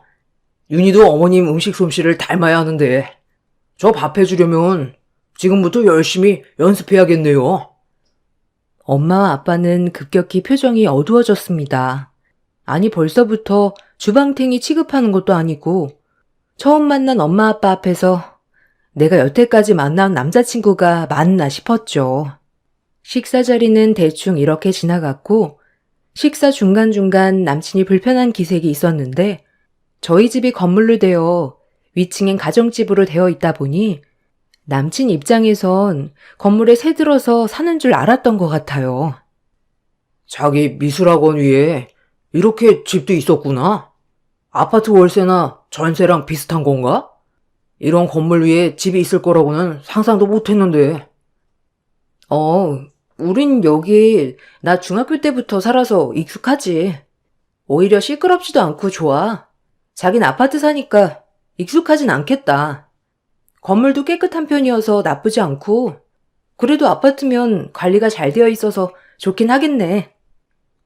그렇게 대화를 이어갈 무렵 언니들이 퇴근하고 들어왔습니다. 남자친구가 온다는 건 알았는데 언니들도 제 얘기를 들었던 참이라 궁금했던 모양인지 일찍 퇴근을 하고 집으로 왔어요. 아, 윤희 남자친구구나? 안녕하세요.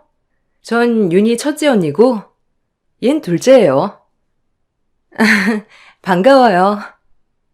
아, 네. 안녕하세요. 윤희가 도통 집 얘기를 잘 안 해줘요. 이제서야 뵙네요. 잘 부탁드려요. 저와 달리 언니들은 똑 부러지기도 하고 제가 서럽게 울던 날을 기억하고 있어서 남자친구에게 살갑지만은 않았고 그때 복수를 하려고 했는지 언니들이 의사신분이라는 걸 밝히더라고요. 남친은 엄청 놀란 눈치였습니다. 대학은 어디예요? 요즘 로스쿨도 간판 많이 보잖아요. 제 친구도 로스쿨 출신인데 연배가 비슷한 것 같아서요. 물어봐도 되죠? 아, 네. 서울대 로스쿨 출신입니다. 아, 그럼 대학은요? 대학은 어디 나왔어요? 순간 언니가 꼬치꼬치 묻는 말에 기분이 나빴는지 얼굴이 불그락해지는 남자친구를 볼 수 있었죠. 뭔가 고소하단 생각이 들었어요.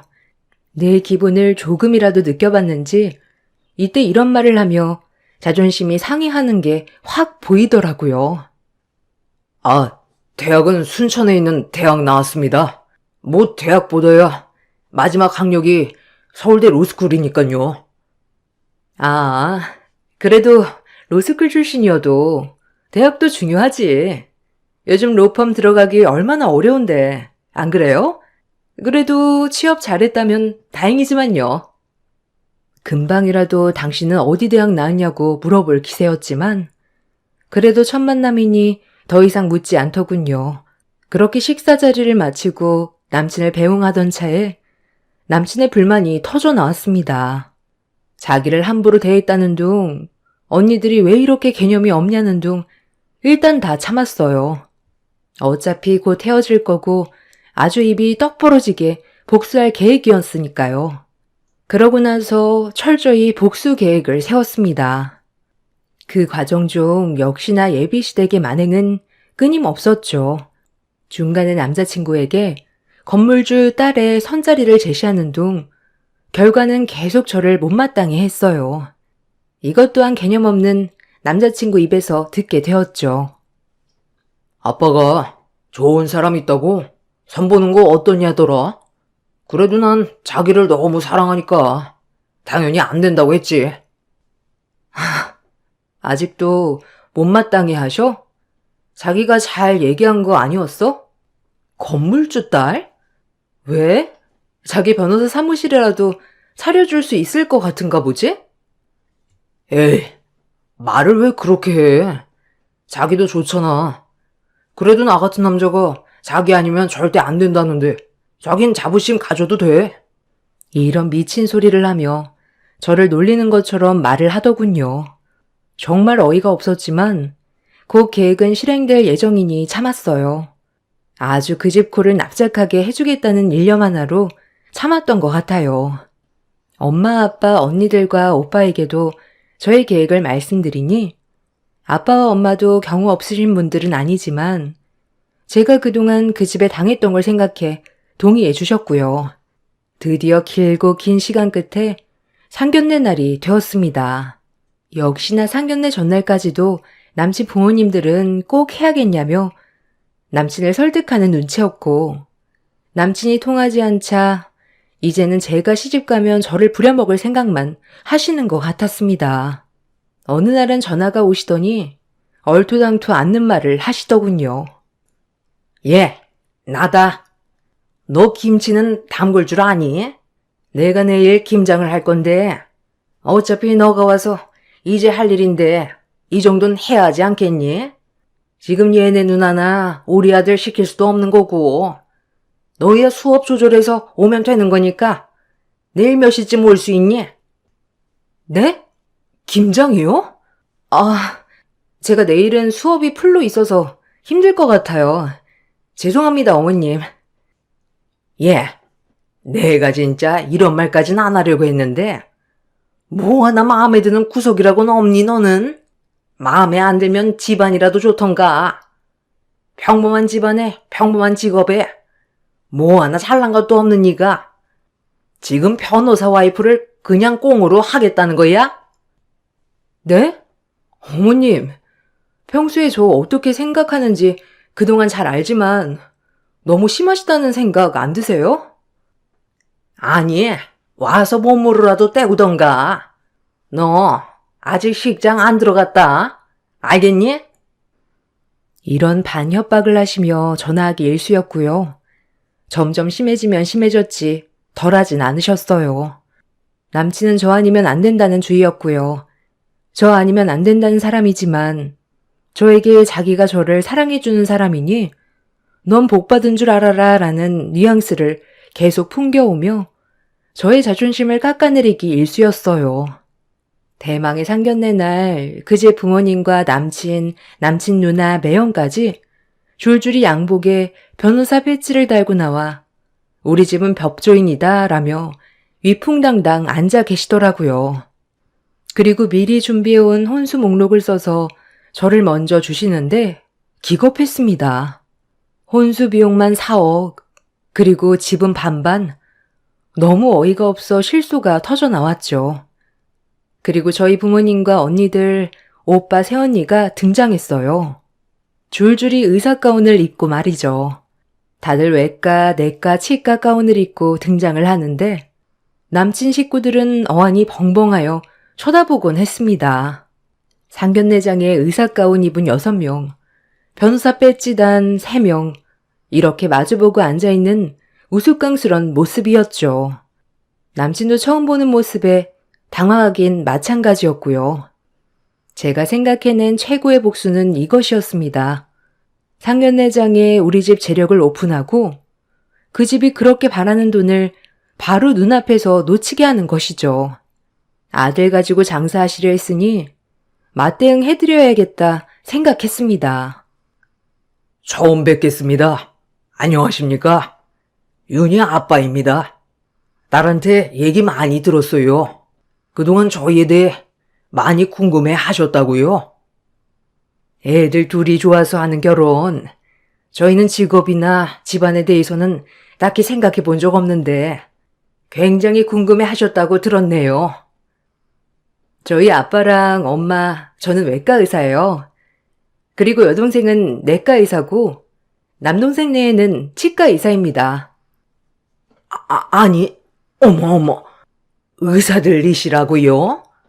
아니, 우리 준성이가 그런 말이 없어서. 아이고, 이런 귀하신 분들이 그럼 우리 세기만 특별히 미술 공부를 가르쳤군요. 어쩐지 특별해 보이더니만. 어머머, 아마 우리 아들 머리랑 사돈댁도 머리들이 좋으시니 우리 손주들 머리 걱정은 없겠어요. 우리 며느리 닮아 손재주도 좋을 거고요. 사람이 이렇게 변하는 거 보고 이 결혼 하지 않아야겠다고 생각한 제 자신에게 정말 괜찮은 선택을 했다고 생각했네요. 오히려 저런 반응들을 보니까 정이 뚝 떨어졌어요. 저희 집은 저 결혼하면 저희 앞에 있는 조그만 건물을 혼수로 해주실 예정이었어요. 그런데 이제 그럴 일은 없겠네요. 어머님 혼수 목록을 보니 저에게 너무 바라는 게 많아서 제가 왜 이렇게까지 하면서 결혼해야 하는지 의문이 드네요. 무슨 말이야, 너? 자기야, 그리고 이런 일은 나한테 미리 얘기했어야지. 놀랬잖아. 다 의사셨어? 그리고 건물 얘기는 또 뭐고? 내가 조그만 건물들이 몇 채 있는데 이걸 우리 자식들 결혼 선물로 하나씩 주고 있네. 그래서 우리 윤희도 그럴 예정이었는데 윤희 마음이 변했다니 그럴 일은 없겠군. 아니 사돈. 아니 이게 다 무슨 말이에요? 윤희야, 갑자기 무슨 소리니? 지금 결혼 날짜 잡으러 나온 거 아니었어? 아니요. 저는 이 결혼 못합니다. 오늘 파혼 통보하러 나온 거예요. 어머님, 아버님 아들, 그리고 잘난 따님 사위. 제가 어찌 그 집에 끼겠어요. 전 파혼합니다. 자기야, 무슨 소리야, 지금? 남친 어머니 졸도하는 소리 들리고 웅성웅성 거리는데 저희 집 그대로 그 자리 박차고 나왔네요. 오래간만에 깔깔거리면서 가족끼리 밥 먹고 카페 가서 실컷 대화했습니다. 하나뿐인 막내딸 마음에 상처 입을까 늘 노심초사하신 부모님, 나를 위해 화내준 언니들, 오빠, 새언니, 오히려 가족애를 일깨워줬네요. 몇 년이 지난 지금 웃으며 말할 수 있지만 한평생 아쉬움 없이 살던 내가 예비시댁 잘못 만나 정말 내가 이런 경험을 할 것이라고 생각도 못했었고 재미삼아 사연 풀어봅니다. 끝까지 들어주셔서 감사합니다.